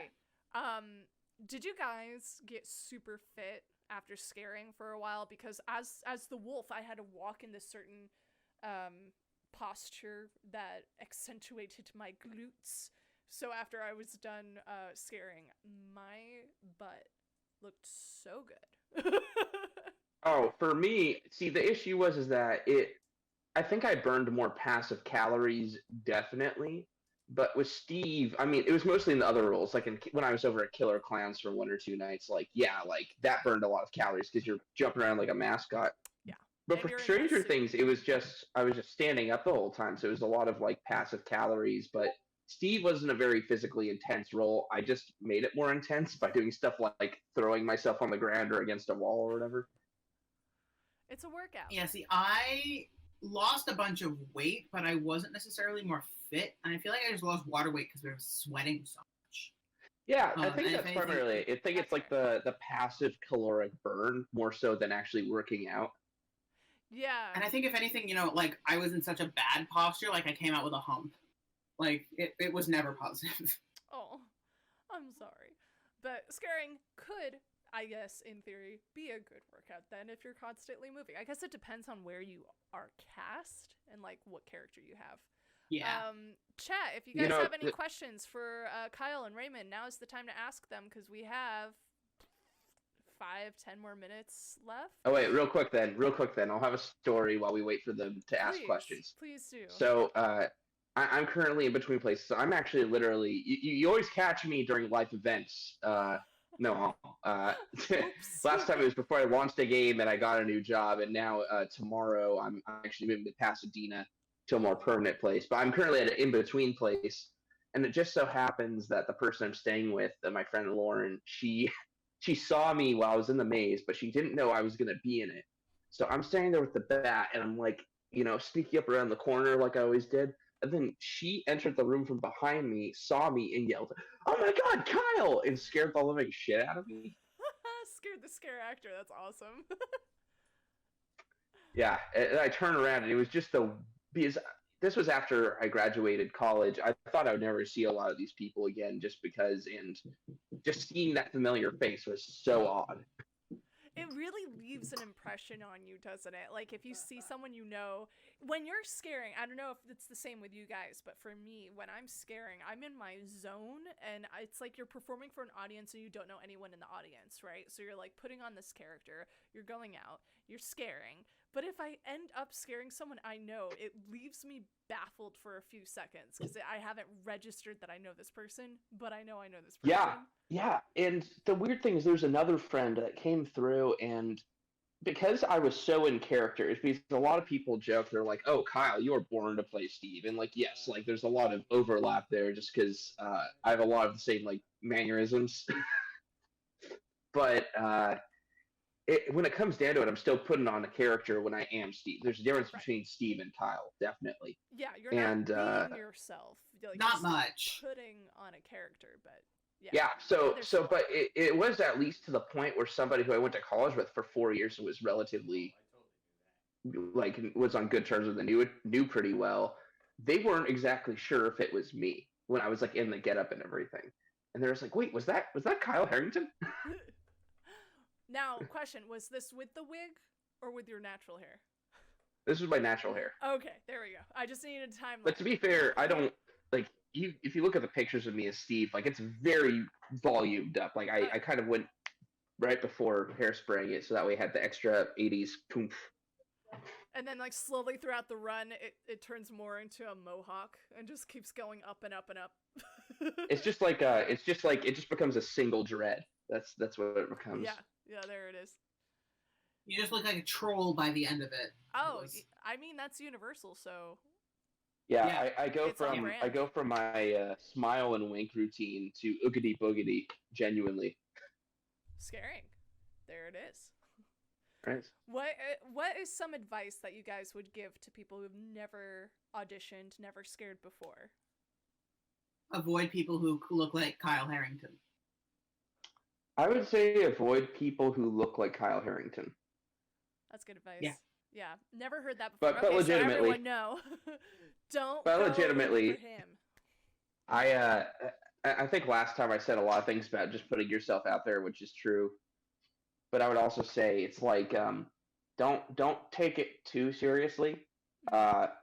Like the scare acting world is a very niche world, and there's people who have obviously made full careers off of scare acting and becoming a creative director for scare actors. So that's the case. But like, it's also okay to respect those people who it's their thing they wait for all year, while still just kind of like coming in as a visitor, enjoying it for a run, and just doing it for a year. So like, don't be intimidated by like the mega fans. You're still welcome.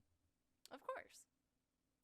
Anyone can scare, really. It's one of Yeah. those things Yeah. where I get this question a lot. A lot of people are like, do I have to be super fit to be a scare actor? Do I have to be really tall to be a scare actor? Honestly, no. The more unique you look, the better it is for certain haunts. Obviously, for Universal, you have to look like certain characters because they're casting for those face characters. But other haunts, the more unique you look, they could definitely use you because they're just making up their own mazes. You don't have to look a certain way. A lot of Yeah, people I would make their own actually costumes, I would probably say the two most like inclusive, like it's weird. It's one of those things where it's like it's one of the most inclusive sects of acting, where you could have guys play girls, girls play guys. You could be tall, short, fat, thin.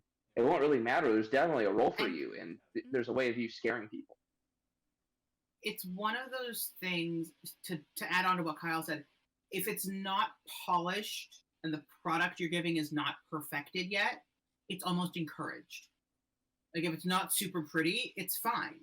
yeah. And then there's also It's almost like accidents where you'll accidentally scare someone, and then you're like, oh, that works. Cool, I'll do that more.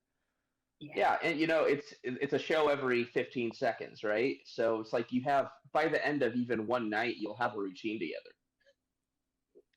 With that said, though, also, if you want to go to a haunt early and have it be pretty dead, so you could like ride the rides and go through all the mazes and stuff, feel free to go the first couple weeks of a haunt. But also understand the actors are still finding their footing. And they might have some costume issues those first couple weeks. Yeah, don't go through Toxic Tunnel on night one. You'll get smacked in the face. Oh yeah, no, that takes a lot of adjustment because that's a lot of strobe lights that they got to get used to, loud music. Yeah, the costumes. you think it messes with your depth perception? They're wearing masks. Yeah, masks are tough. Yeah. And also, everyone watching, I do have a Discord community. If you guys want to join that, if you have any questions. Oh, let me join that. Totally, yeah. I don't know if you're on Twitch, Kyle. Probably the easiest way to get it is through my Twitch. Either on this current stream, you could say !Discord, and it should have the link to it, or on my About page on Twitch. If you just click the Discord panel, that'll take you straight there for sure. I've tested that one at least. But yeah. Heckin' sweet, boyo. Yeah. So I have a Discord community, and in there you will see a scare acting section. So if you guys have any questions about scare acting that I haven't already answered in the frequently asked questions section, feel free to ask there, and I will address that question in a YouTube video or in a live stream if you're attending the live stream, so that you could get that answer, or a TikTok. I'll start teaching people stuff on TikTok too. Also, haunts, that section, if there's a particular haunt near you that you would like to let me know about, that would be awesome, because I want to start doing other YouTube videos where I do research on other haunts and see what it offers and what they might be looking for if you're interested in scaring there. And just like, I would love to see you interview someone from McCamey Manor or something like that. I'm down. Like, I just don't know people other than Halloween Horror Nights people, so... Well, McCamey Manor is a little controversial just because... what is it? There's the question of when does haunting become torture? Oh, it's one of those. Yeah. Yeah. I think I did interview someone who worked for a place like that, and like Blackout or something? I don't know what it was called. 17th Door? It might have been 17th Door. That sounds familiar. Yeah. They're in Tustin. Yeah. So Kyle, did you scare this year? Did you scare this year? I think I'm the only one of our friends that scared this year. Yeah, I mean, I definitely didn't. I was too busy making an indie game. Raymond, where did you scare this year? Joe Bob's Haunted Drive-In, I think is what it was called. Halloween Haunted Ooh. Drive-In. What did you do for that? And what kind of precautions did they take? Because I'm very interested in this. It was a drive-in movie. Everyone was in their cars, and they just sort of had zombies roaming in between the cars. And then at one point during the movie, they're like, to kill the zombies, flash your headlights. And then we all like fell to the ground and ran away. Oh, fun. Okay.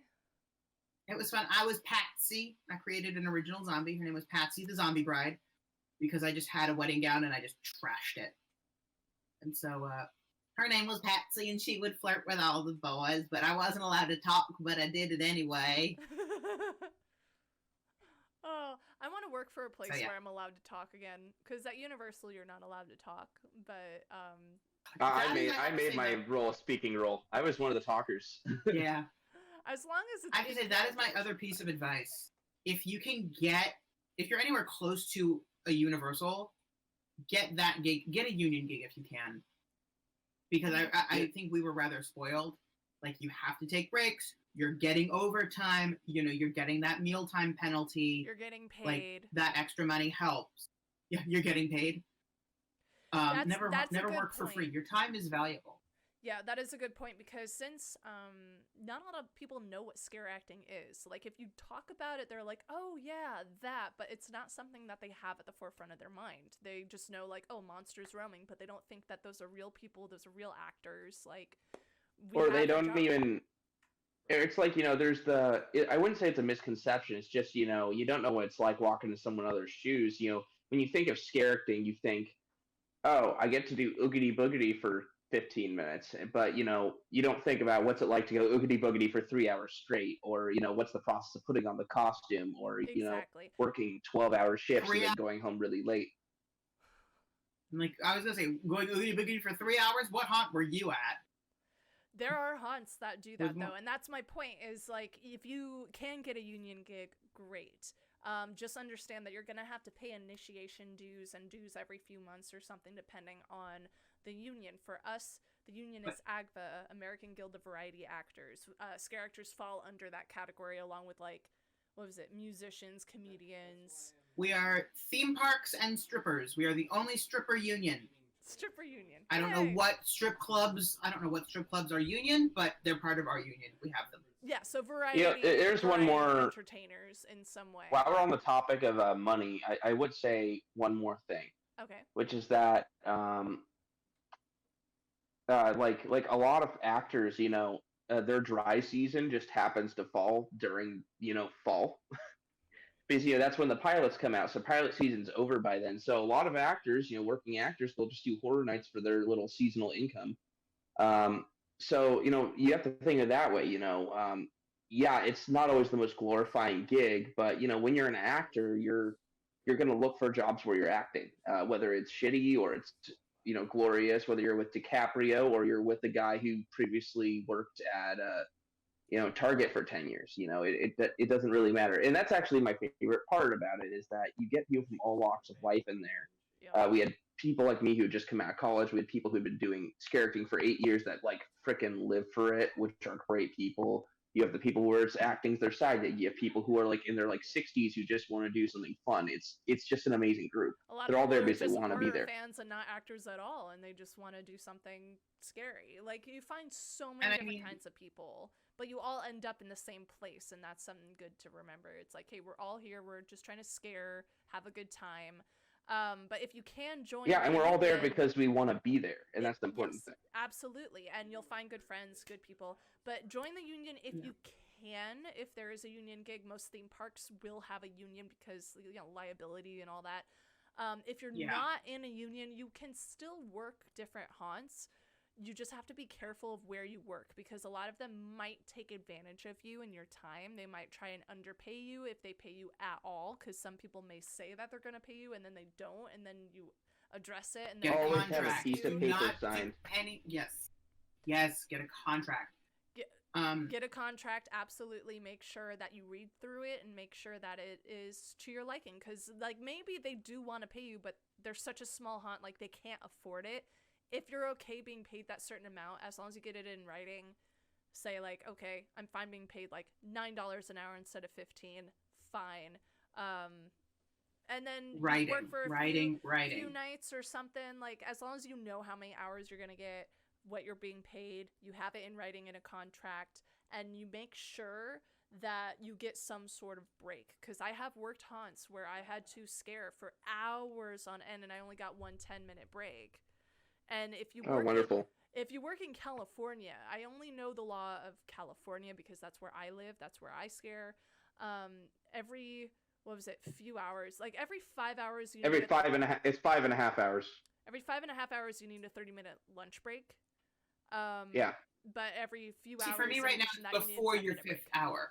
It's before your 5th hour, but if you're working a total of over 5 hours. Yeah. Yeah, and the other thing is, but the thing is that you are allowed to waive it, but you need like written consent. You need to have it in writing, your signature saying I waive this. So if you don't, if you ever have a lead that tries to make you waive it, like they try to force you into doing it, they can't do that. They can't force you. And also, if you're on a break and someone says, "Hey, I need you to go in early," you have every legal right to say, "No, this is my break. I have to take my break. Do not bother me on my break." So just know, like, it's a business. You are the product. And you have to take care of yourself. Other thing, like, luckily at horror nights, in general, people tend to have a camaraderie with the person that they swap out with, because there's generally 2 people, 2 or 3 people. So it's just kind of nice. How your track weaves. Yeah, and you kind of figure out how to break it up with that person. And I was lucky enough that I really enjoyed my dude, my other Steve. Yeah. It sucks when you can't hang out. I mean, with that for me, person joining the union was just. It is hard. Yeah. I wish I could have hung out with my other Steve more, because we actually didn't get to talk much till the end of the run, because we were always, swapping. Yeah. But Colton's a really cool dude. we really liked hanging out at the after party. Yeah. So it's almost 8:30, and that's where I'm gonna have to call it. But do you guys have any other fun stories you want to share from your scaring days? Putting you on the spot. Oh yeah. I guess with scaring, I've told you the majority of my most interesting stories. But going back to child's point of view, going to the park, because I think I told you this, like, my mom worked there for the longest time, so I kind of grew up behind the scenes at the park. And my earliest memory of going through the maze was I went through the Friday the 13th maze in like the late 2010s, I think. Okay. And that was terrifying, because at the time I hadn't even seen like a scary movie before. Like, I was such a terrified child. And then by the next year, I started going through mazes by myself, and I was just addicted. It's kind of weird how addictive it could be. My first maze I worked at Halloween Horror Nights was Friday the 13th on Terror Tram. Oh yeah. I never went on Terror Tram until I was older. Because there's some. Got to the one year I took off in order to like attend as a guest, because I'd never been a guest at Halloween Horror Nights. The one year I took off to be a guest was the first year without Terror Tram. I'm like, no, why? Was that the year after the Eli Roth thing? Eli Roth thing? Yeah, the Eli Roth clowns thing, because it was an Eli Roth inspired thing. Yes, that was the following. Yeah. Because 2018, I was the Scare Zone. I didn't get to go through Terror Tram, but it was with the clowns. That's right. Yeah. And then 2019 was the first year without Terror Tram. That's when I went through, and I was like, oh, dang it. And then I was like, oh, but I'll scare in 2020. Dude, I absolutely love it when they do that, where they bring in filmmakers to really influence. They did that with the Duffers and Stranger Things. It feels great as an actor when the creator of what you're doing has a blessing over what you're performing. Oh yeah, when I was in the Trick or Treat Scare Zone as the wolf, the people who made the movie would frequently come through, and they gave us like voodoo donuts one time. They gave us a whole freaking cake before, like candy. Like they loved us. They were so happy, and they're like, write us fun notes, and oh, they were just all for it. It was so nice. Dude, I absolutely love that movie. That team was so damn talented. That made that. Speaking of cake, that's my favorite backstage memory. You just sparked it for me. My birthday fell on a night when we were scaring, and being that I was in charge of the potlucks, I made my cast throw me a birthday party and planned it myself. Nice. But Kyle, being who Kyle is, brought me What did I do? Brought me a phallic shaped present, and I'm gonna leave What did I do? that. Wait, I don't remember this. We're on the internet, and I have my reputation to think of, so I'm just gonna say phallic shaped gift. We're gonna call that a day. You're gonna have to remind me what it was after this, because I will text you. He'll send you a nice It was a picture. phallic shaped baked. It was a baked good. What did I do? Christ. Rice Krispie treats. And Yeah, Noelle, are you glad you had both of us on now? I am Now that so we're talking glad. about this? I am so happy right now. we made dick jokes all the, and it's like Kyle came and saw me as Polly Present, and it was really fun. And You mean Polly Present? Yes, Polly Present, darling. It's if you mix Julie Andrews with Mrs. Duckfire. I was gonna say that. Like it reminds me of Mrs. Doubtfire. That's what I was gonna say. Yeah, it's if you mix Julie Andrews with Mrs. Doubtfire and a little bit of Miss Piggy. Oh my god, legitimately, weird side tangent. My favorite scene from that movie is when he lights his boobs on fire. It's great. Yeah, it's a good one. I need to see that movie all the way through. I keep getting like bits and pieces of it, but I've never sat down and watched the whole movie, and I need to do that. Oh, I still need to watch WandaVision tonight. Oh, yes, you do. I caught up, just not the most recent episode. And Yeah, everyone was yelling fun, at me it's about fun. it. Everyone compares me to Scarlet Witch because I guess we have similar face or something. I don't know. Oh, I But thought it was because you're insane. that too. And I like frame reality, but it's only for me. No one else can see my own reality. It's fine. I'm not crazy. What? What's the chat think of this conversation? I haven't even looked. My friend Major says such a good episode. That's it. William, good morning. Hi. Major says you and Glenn should do a WandaVision cosplay. I pitched that. I actually did buy a Wanda, like Scarlet Witch costume off Amazon, but it was so small on me. I ordered the right size. It's funny because it's small on everybody. It's small on me, and it was so tight. Like I could not zip it up at all. So I need to order another one. And it's not because I got Raymond, factoring just give it to cords. Raymond. Give it to Raymond. He'll fit him. But he's taller than me. Will it? He'll make it work. He'll look beautiful. I'll make it work. Yeah, it's like that night that night that I scared in full drag was really Yes, fun. I do remember that. I want to hear that story. Yeah. Tell me that story. Well, it was a Halloween. It was Halloween, and we all came in our costumes, and of course there was a costume contest, and I was like, holy crap, I'm competing with like real makeup artists and like people that actually do Halloween. I need to come. So I not only did my face, I paid to have my face done by another queen. Ooh, okay. Because I'm like, I'm not screwing this up. And I got a new gown. I was totally done up. I didn't want to wear a wig, so I'm like, what look can I do that has a turban? And I'm like, I'm going to dress as Norma Desmond from Sunset Boulevard. And so, of course, we went to the parks that day because we could get in.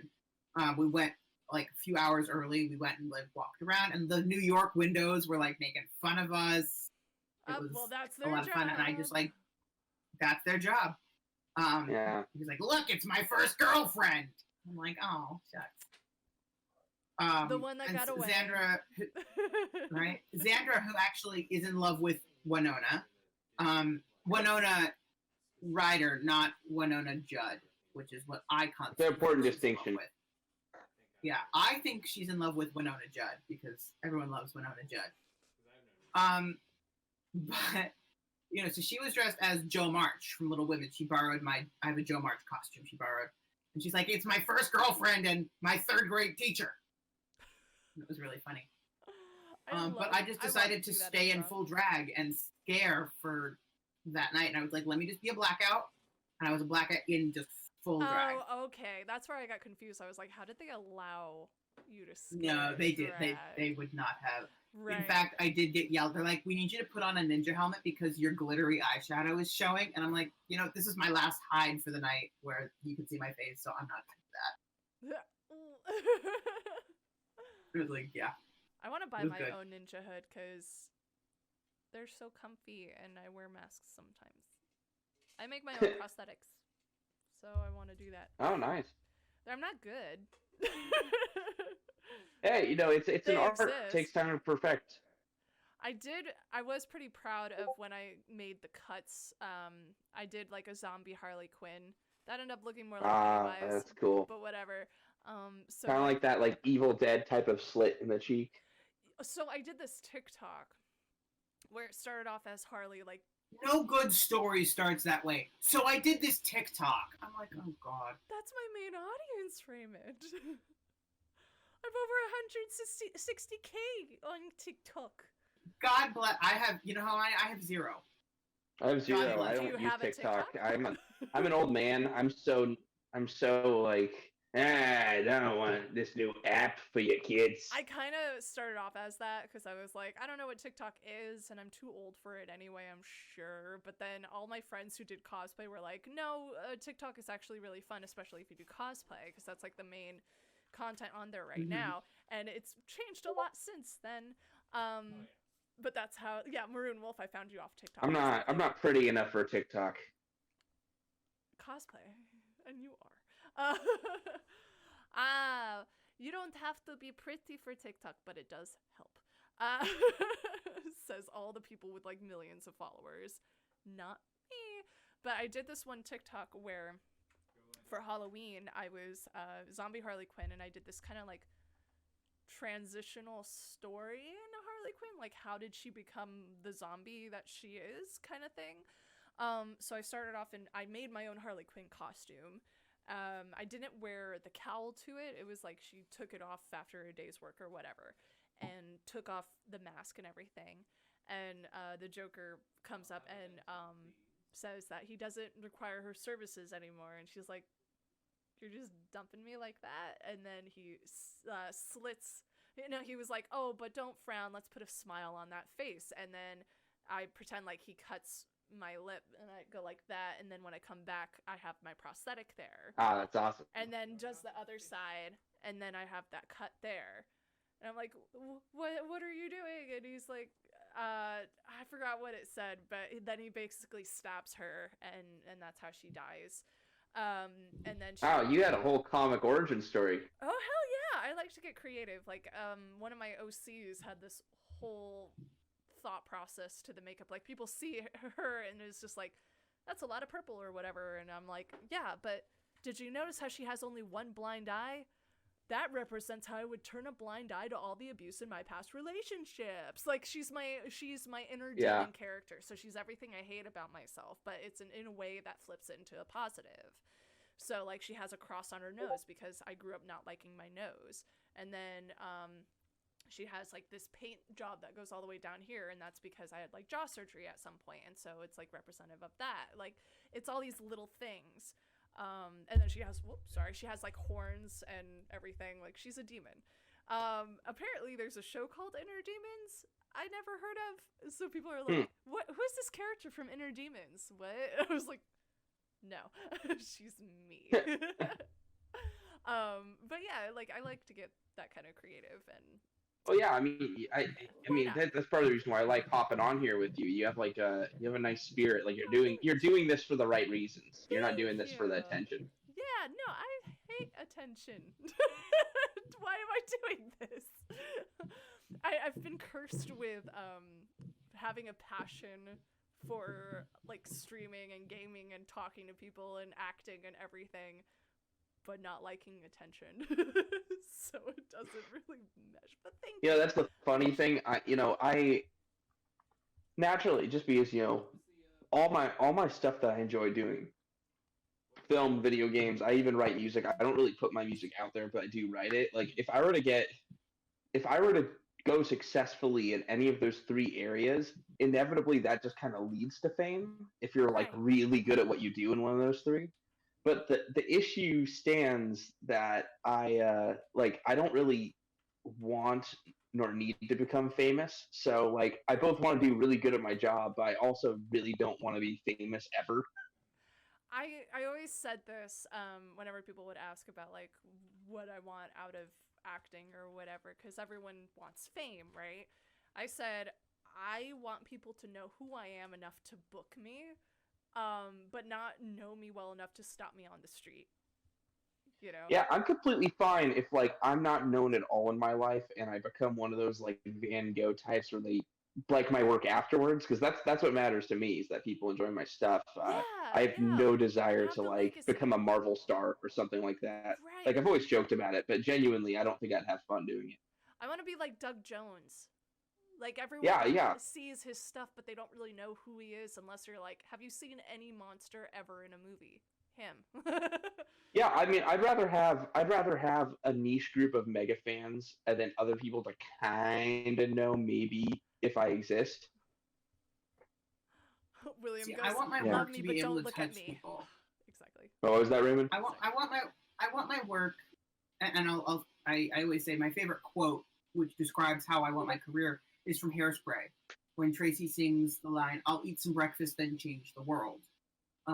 Those are the two things I want to be able to do. I want to always have a job to be able to eat, because as an actor, you never know where your next contract is coming from. You never know when your next paycheck is. Exactly. So I want to be able to have some breakfast, and I want to be able to change the world, whether it's Yeah. the world as a whole, and I have this following, and I can say, here's my charity, let's fix this problem, whether it's child abuse or hunger or whatever. Whether it's the world as a whole or the individual worlds of those watching my performance. I had a woman in an audience one night of a comedy that I was doing, and her husband had woken up that morning and asked her for a divorce. And she's like, I haven't laughed. I need this levity. Thank you for taking me on a 2-hour vacation. Yeah. And that's what your show did. And I just want to touch people, but I also want to have enough of a reputation where I can be booked. And you especially want to touch Yeah. Kyle. I completely agree with the art affecting people. I think I said this earlier with Overwatch too, being on that team. It's the type of thing where just like what Overwatch is about, for anybody watching, if you don't know what Overwatch is about, it's about this group of heroes called Overwatch, and it's kind of like Watchmen, where they had the first generation of them, and then it kind of became illegal, and they disbanded, and they stopped being the Overwatch team, and they had fought this robot uprising. But when the robot uprising, the Omnics come again, and all the Overwatch members have become old, they kind of assemble the old troop and get new people, and it becomes this multi-generational like hope for the future type of thing where they're fighting these robots, and it's very sweet. It has amazing characters that are super diverse. I know that every fan could see at least one character and see the reflection of themselves in them, which is super important. And I'm glad that out of all the video games I could have worked on for my first blockbuster one, it was something with a positive message. It wasn't something about just shooting and killing people. It was about something that's about doing stuff for the greater good, which is not the easiest to find in media a lot of the times, especially shooters. Raymond, I think you have a beautiful goal. I think that's great. Thank you. Aiming for that. Kyle, I'm so happy that you're so passionate working on Overwatch too. Like, that is so awesome. Very brag-worthy, but you're so humble about it. I love that. Oh, yeah. I'm doing it because I love it, not because I want to talk about it. When you do something because you love to do it, it doesn't matter. Like, it really helps with mental health too, honestly, because you're not doing it for the like count, which is unpredictable. You're not doing it for the follow count, which is unpredictable. And you're not like so focused on it. Like if one person unfollows you, you don't spiral out of control because you're still doing what you love to do. And that's why I do what I do, Yeah, I mean, that goes back to scare acting, right? Like, yeah, I feel like, as long as the people want to be there and want to be scared and they're gaining levity from it, like, you're doing a good thing. We're putting out good into the world. Absolutely. And My mom said this before. She said she loves my TikToks about telling my Scareactor stories because it puts a face to the monster and makes it more like real, but in a good way. Like you're making it seem like this really cool, nice thing rather than just like, oh, a monster at a haunt or like talking bloody whatever. Because a lot of my stories involve me like adopting kids or like getting a laugh or sort of, like just having fun, and it brings to light not only this unknown niche but spins it in hopefully a positive way, and that's what I like to do. Like we're putting the faces out there, which is why I like to do these interviews of like, hey, we've been the monsters, we're also cool people, hang out and have a beer, you know, like you're a bad guy. It does not mean that you are a bad guy. Wreck-It Ralph, I got it. Yeah. Love it. Yes, Gamer Girl, hi, Maroon Wolf's friend. Yay, I'm glad you can make it. I'm sorry that we're like almost wrapping up, like we're way over time here, but I hope you're enjoying Sorry, yourself. we could have cut 10 minutes off if I hadn't talked about Overwatch so much. It's okay. We talked about dicks a lot too. It was fine. And poop. and poop and farts and. First three-way, I'm glad it was with Kyle. Really. Yeah. Yeah. This was nice, and also like my boyfriend in the background listening. It was great. Yeah. I bet he poops. Sometimes, yes. Yeah, occasionally. I don't poop. It's not ladylike. I don't do anything because I'm a monster. I don't poop and like I don't poop. I just wait till it hurts and then I poop. There you go. That's great. This is a great conversation we're having. Very, very deep. Very meaningful. Does anyone have any questions for me or my guests about scare acting before we call it a night? Now is the time to ask. Or poop. Or pooping. You could ask about pooping if you want. I don't know. I don't know what kind of question you would have. I guess the question is, have you made anyone poop? Scaring. Our friend Pete has. Yeah, we've covered that, I think. Yeah, we did. Yeah, we've covered that. Yeah. William goes, why is Kyle awesome? Why is Kyle awesome? I'm gonna also Kyle throw in, why takes... is Raymond awesome too? No. I take these vitamin supplements every morning. They're chopped to the brim with ecstasy and cocaine. There you go. So I feel great Viagra and I'm is not energetic. a vitamin supplement. It is if you believe. Have you seen that scene with Matthew McConaughey? You know what I'm talking about? Wolf of Wall Street. I haven't seen that movie, but I know vaguely what you're referencing because I've seen clips. Yeah. I'm gonna answer the question with a very loose answer. Kyle is awesome because he makes movies about emus that have horrible Holocaust jokes and references in them. Oh, even better. I'm actually working on the sequel right now called. Actually, I don't want to spoil it, but I'm working on the sequel, and it's going to be significantly longer. I'm talking feature length or something more possibly, and I don't want to give any more details till we have a full first draft of our script together. But it's, if you liked 1932, The Great Emu War, stay tuned on Flightless Films. I'm actually shooting a short film next week that we're going to throw up on the channel. It's going to be really fun. It's called Full Frontal Nudity. What? Yeah, it's about a man who's. Are you going to be starring? Because I would pay good money. No, I'm not. I am gonna cameo, but it's a man whose penis is actually a mechanical pencil sharpener. Oh, that's right. I remember reading that. It's a great script. It's actually a really great satire piece. And it was so funny when I read it that I had to get it produced. Mature stream, everybody. Love it. Major goes, my new scare acting goal is to make someone poop. It should be. That's on my bucket list. My bucket list is like, make someone just bio break themselves. It's usually pee. That's easier to release, but Who is Grimskull? I'm their number one fan now. I think it's William. It's his second account, right? William, is that you? I just got it from context. You never explicitly said if it was you or not. Maybe. That's a yes. That's William. Like, you talk like William. You never said you were William. I'm just so good friends with William. Kyle knows me. We all know you now, because William usually streams with me on Tuesdays for either Among Us or Jackbox games, so everyone knows. Oh, dude, I gotta stream Among Us with you. I'm Hell a yeah. snake. Hell yeah. I'm thinking maybe Tuesdays at 6 p.m. Among Us. And Raymond, if you want to play too, join in. Raymond, I actually think Sure. you'd like Among Us. I'll teach you how to play. Yeah. Okay. And it's free. Yes. That's even better. William and the stabs. All right, well, I'll add you guys to the I have a group chat specifically for Among Us, so that instead of messaging each individual person, I'll just say like head count who's in Tuesday at 6. So if you're available, join in.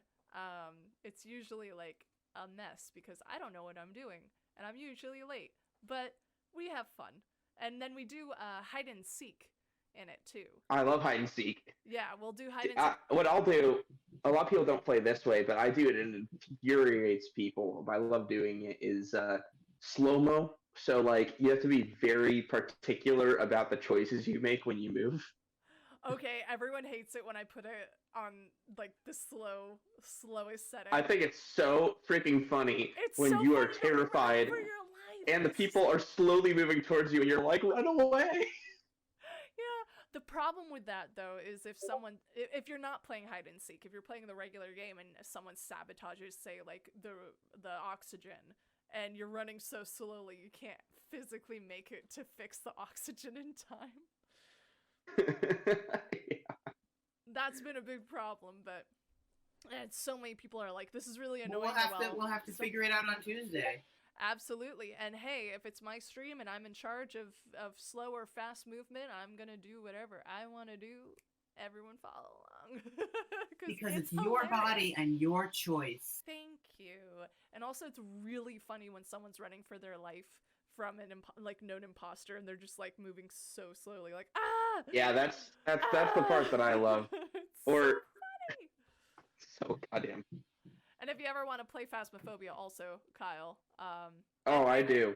in VR, I will say this to like circle back to that. I played in VR once for Phasmophobia, and I got so motion sick. So be careful. Ease into I it. played the entirety of Resident Evil Biohazard in VR. Oh my god. I just got VR for Christmas, so I'm having a lot of fun with it, but I do need to ease into the movement of Phasmophobia a lot more. Glenn plays in VR. He is too tall for the model in the game, so the model walks on his tippy toes, and I love when that happens. It's great. and I want to see, they said mine does it a little bit. How tall are you? I'm 5'9". Okay. So it does it a little bit depending on the model. Maroon Wolf, I felt so bad the entire time you were in VR. Oh, yeah, because when I was doing it, I was streaming it, and I would, like, disappear from view every once in a while because I would, like, go down on the ground, and I'm like, I'm not moving for a while. Sorry, guys. And then I got, like, so sick, I had to, like, actually take off the VR set and, like, breathe in another room for a while. That reminds me of when I was developing a VR game once, and I was... and this is probably the last tangent I'll go on, but I was like in the VR headset, and I'd been in it for like a half an hour, and I was working in Unreal Engine using the headset, working in Unreal, and someone walked in the room while I was playtesting my own game and accidentally kicked one of the tripods holding the sensors, and the entire world just slowly rocked to the sides and turned upside down. Oh my and god. I just immediately fell on the floor, like, extremely sick. Oh, you poor thing. Oh my god. Oh no.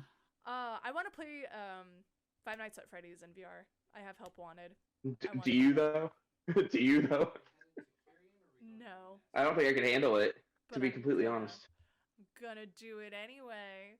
As long as there's not moving around like in Phasmophobia, that I should be able to do that. But Yeah, FNAF is basically built for VR anyways. yes, absolutely. But it's gonna freak me out because the first game freaked me out anyway, and I played it on PC. And I hate it when people bag on people who have big reactions when they get scared in that game, because it's like, yeah, if you play it for a while. Raymond, do you know Five Nights at Freddy's? I'm so sorry. Do you know what we're talking about? I do. Okay. I do. Okay. I'm following you. Great. I don't want to be like just talking about something you don't know. But in the first Five Nights at Freddy's, when you start off playing the game, everything's freaky, you know, and you get scared and you see the animatronics for the first time. But the longer you play it, the more predictable it becomes, and you can kind of control it a little more. So I understand if you've been playing the game for a while, you don't get scared as much. You're just like, all right, jump scare me, I'm done. Oh no, kind of thing. But they always. I'm actually really excited for Willy's Wonderland, the Nicolas Cage movie that just came out. I'm gonna watch that. Me too. I am so gonna watch that. But yeah, in Five Nights at Freddy's, like if you're just starting out, when I first played it, I screamed so loud. I'm a baby. Like people don't understand. Like Scareactors get scared too, and this is why I like to play horror games. Oh yeah. To show people like I get terrified. I didn't know this, but apparently I'm a swear scare. And I also learned recording myself playing Five Nights at Freddy's and getting like genuinely terrified or frustrated. When I'm feeling a big emotion, I tend to clap, and I don't know why. I never noticed that I do that until I started editing my videos. My ex, whenever they got excited, they would go ha, and then clap their hands together and go.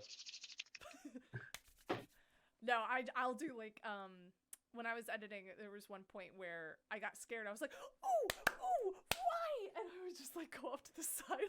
It was like such a big, but it's genuine. And I hate when people bag on people who have like those big genuine reactions. Like, yeah, a lot of people will overplay it because, especially if you're recording yourself or streaming, like it's more entertaining for those watching you if you have a big reaction. But some people just naturally have a big reaction.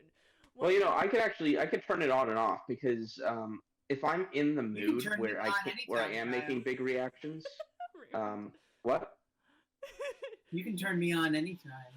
Oh yeah. When I'm in the mood, I can't actually like have overreactions. Yeah, when I'm in the mood, I could actually have overreactions and stuff. But it is genuine. It's just, you know, if you don't want me to do that, I have to turn off that part of my brain. It depends on who I'm with. Like, if I'm with people and I'm expected to not be scared, I could put on a brave face and not be so scared. But in other times, like especially if I'm alone playing a game, I'm gonna have a big reaction because there's no one watching. But if I'm streaming and I'm in a room alone, like, yeah, people are watching me, but there's no one physically here right now to watch me, so I'm gonna have a big reaction. And one of my earliest dates with him, Kyle, I had a big scare reaction going through Walking Dead. And I think I told you this, Kyle? Did I tell this story? Yeah, so Raymond, if you want to hear this story. I tell this story a lot because it's so funny, but it's heard it. I watched the interview. You've heard it. Oh, okay, great. Yeah, yes. Oh my god. You know, and the thing is, I think with Kyle, Raymond's if he's fan. I did my homework. I think the thing is with Kyle, if he's in the mood, I think he'd actually have a premature reaction. You know, yeah, I mean, I generally. But that's natural and should never be judged. Oh, it is natural, and it makes you last longer the second time. This is true. On that note, mature stream. Oh, I wanted to mention. I'm like, we need to end this before we just get like. We're gonna be here till midnight.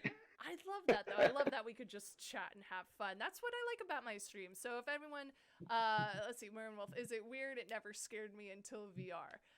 That's fine because VR, it's like it's more real. I have two. FNAF is much more about the lore than it is about being scared, so I get that. It is, and I totally watched the Game Theorists. They posted a new one today about FNAF. It's great. But yeah, so embarrassment story. If you guys want to hear this, I just got a new job. I work remotely, so part of my job is emailing a bunch of people and poke them and say like, hey, why haven't you done the thing you were supposed to do? And when is it gonna be done? Kind of thing. I'm that person. So I send out a bunch of emails to people that I work with but never met before. And I get a reply back from one of them saying, oh yeah, I'll get this done this time, whatever. By the way, I really wanted to make sure I emailed you back because I follow you on Instagram and TikTok and Twitter and I'm a big fan. And I was like, oh my god, I forgot I'm on the internet. Oh god.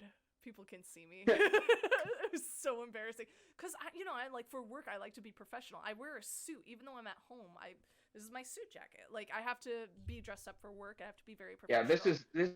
Yeah, this is how I like, work I put on at a Blizzard. persona, Like we're game developers, man.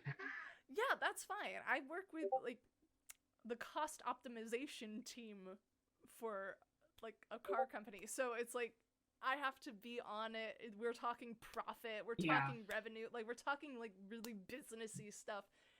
I need to be professional. And then here this guy comes in and I'm like, you know me?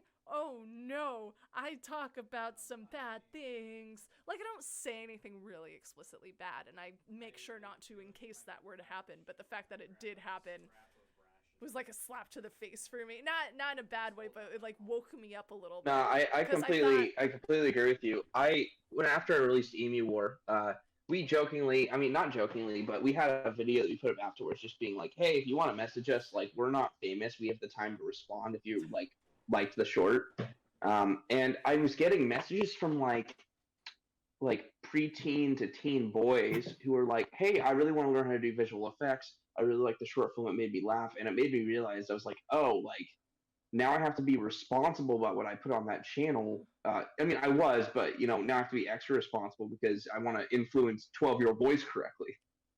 Yeah, that too. I always thought my audience would be people around my age, but it turns out my audience is a lot of people a lot younger than me. So it's like now I'm Mama Wolf for another reason. I have to be responsible. Oh no. Mm-hmm. So I've adopted so many children.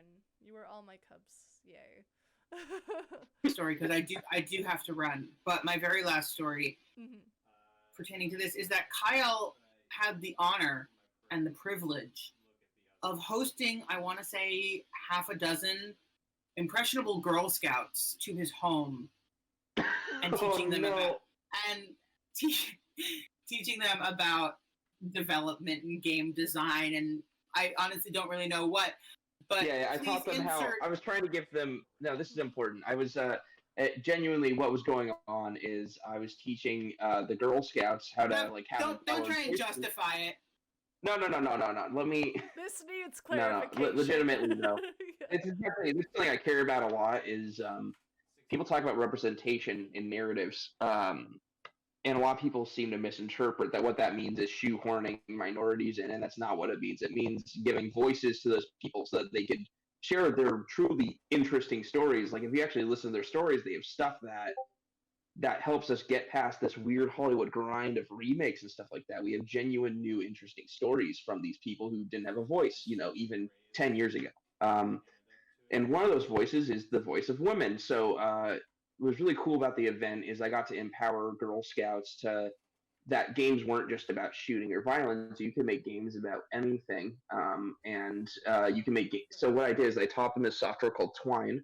And by the end of the day, they had all taken on the challenge of creating an interactive little text-based adventure game about something that they personally cared about. And it was really cool to see what teenage girls cared about. One wrote a game about peer pressure. One wrote a game about going to Disneyland. It was just a very interesting thought experiment, That is cool. I'm glad you clarified that. Couldn't stop making jokes about Kyle and the Girl Scouts cookies. Kyle and the Girl Scouts cookies, because really, there's just so much comedy material there. Oh, totally. Well, there was a few giving me the eyes. A few? Oh. I was sitting there myself, just. You guys are so awesome. Do you want to take a couple minutes and promote anything you want to promote? And I think it's Girl Scouts. It's a great organization. I was a brownie scout. I would give Kyle my cookies. Yeah. But legitimately, I never share my cookies. check out To My Best Friend on Steam. It's a cute little game. I'll probably remaster it sometime in the next 2 years or so, just to I'm getting better at graphics all the time. But check out Flightless Films. It's my YouTube channel. Has my short film 1932, The Great Emu War. We're shooting a new short film for it. It's all free. It's all really we do quality over quantity. We only do one short film every few months, but check it out. And we're gonna be posting more in the year to come. Nice. Very cool. Raymond, would you like to promote yourself again? For me, check out my Instagram. I'm doing a lot of drag work coming up. I did just launch the new section on my YouTube channel, which is Hugs and Knishes from Aunt Shirley's Kitchen, sharing all my favorite kosher recipes from my kitchen to yours. From Aunt Shirley, who's an original character of mine. She's lovely and she just loves to feed you. So yeah, go ahead and check that out. I'm the Raymond Zachary. That's THEE Raymond Zachary on all things. And yeah, I'd love to get to connect and share with all of you. Yay! Oh yeah, my social handles. We got Twitter, which is at Kyle David H, and then we have my Insta, which is _game_dude. And I'll have their socials on the YouTube link when I eventually upload this to YouTube. It'll be in the description, so you can find them there. Now, how often do you twat on the Twitter? Oh, I can't say that word, but you guys might be able to. Homosexual, therefore everything I say is fine. you get a pass. Okay. Yeah. How often do you twiddle the Twitter? Twiddle, that's a good one. Twiddle? Twin do you do it? Twin to twiddle to Twitter. Twa often. Often. Twiddle tea. We are... Twa often. Twid? We're overtime. We're overtime. That's what we are. It's not even for a good reason. We're just being stupid. I love it. I'm gonna call it. And Okay. Scene. Okay. All right. So we got your socials out there. Everyone who is watching this right now, thank you so much for watching. I go live every Saturday, interviewing fellow scare actors. This has been Kyle and Raymond tonight. I will. Oh wait, that's me. That's you. Whoa. I'm Noelle, in case you don't know, also known as Charge and Die. Follow me. Now time for my self-promotion. You could find me on Instagram, Twitter, TikTok, here on Twitch, and YouTube. I would like to end with something. I would like to end with an apology to Raymond. Perhaps? No, I would like to apologize to Raymond in the end because I took a nap earlier and just completely ignored his call, even though I could have picked it up. Aw. Yeah. That's sweet of Yeah, you he to did. apologize. It definitely needed to happen, clearly. Yes. Thank you guys so much for being here. Follow on Instagram and Discord for stream updates, the most up-to-date updates. So if I ever need to postpone or cancel a stream, you'll find through my Instagram story or through Discord on stream schedule updates. Follow on all the things. I'm everywhere. It is great. It's a fun time on all the things. Thanks so much. I'll give you guys a more proper goodbye for everyone in the stream. Thank you so much for joining, and I will see you hopefully tomorrow for Saturday and Sunday. If not, I'll see you next week for another story.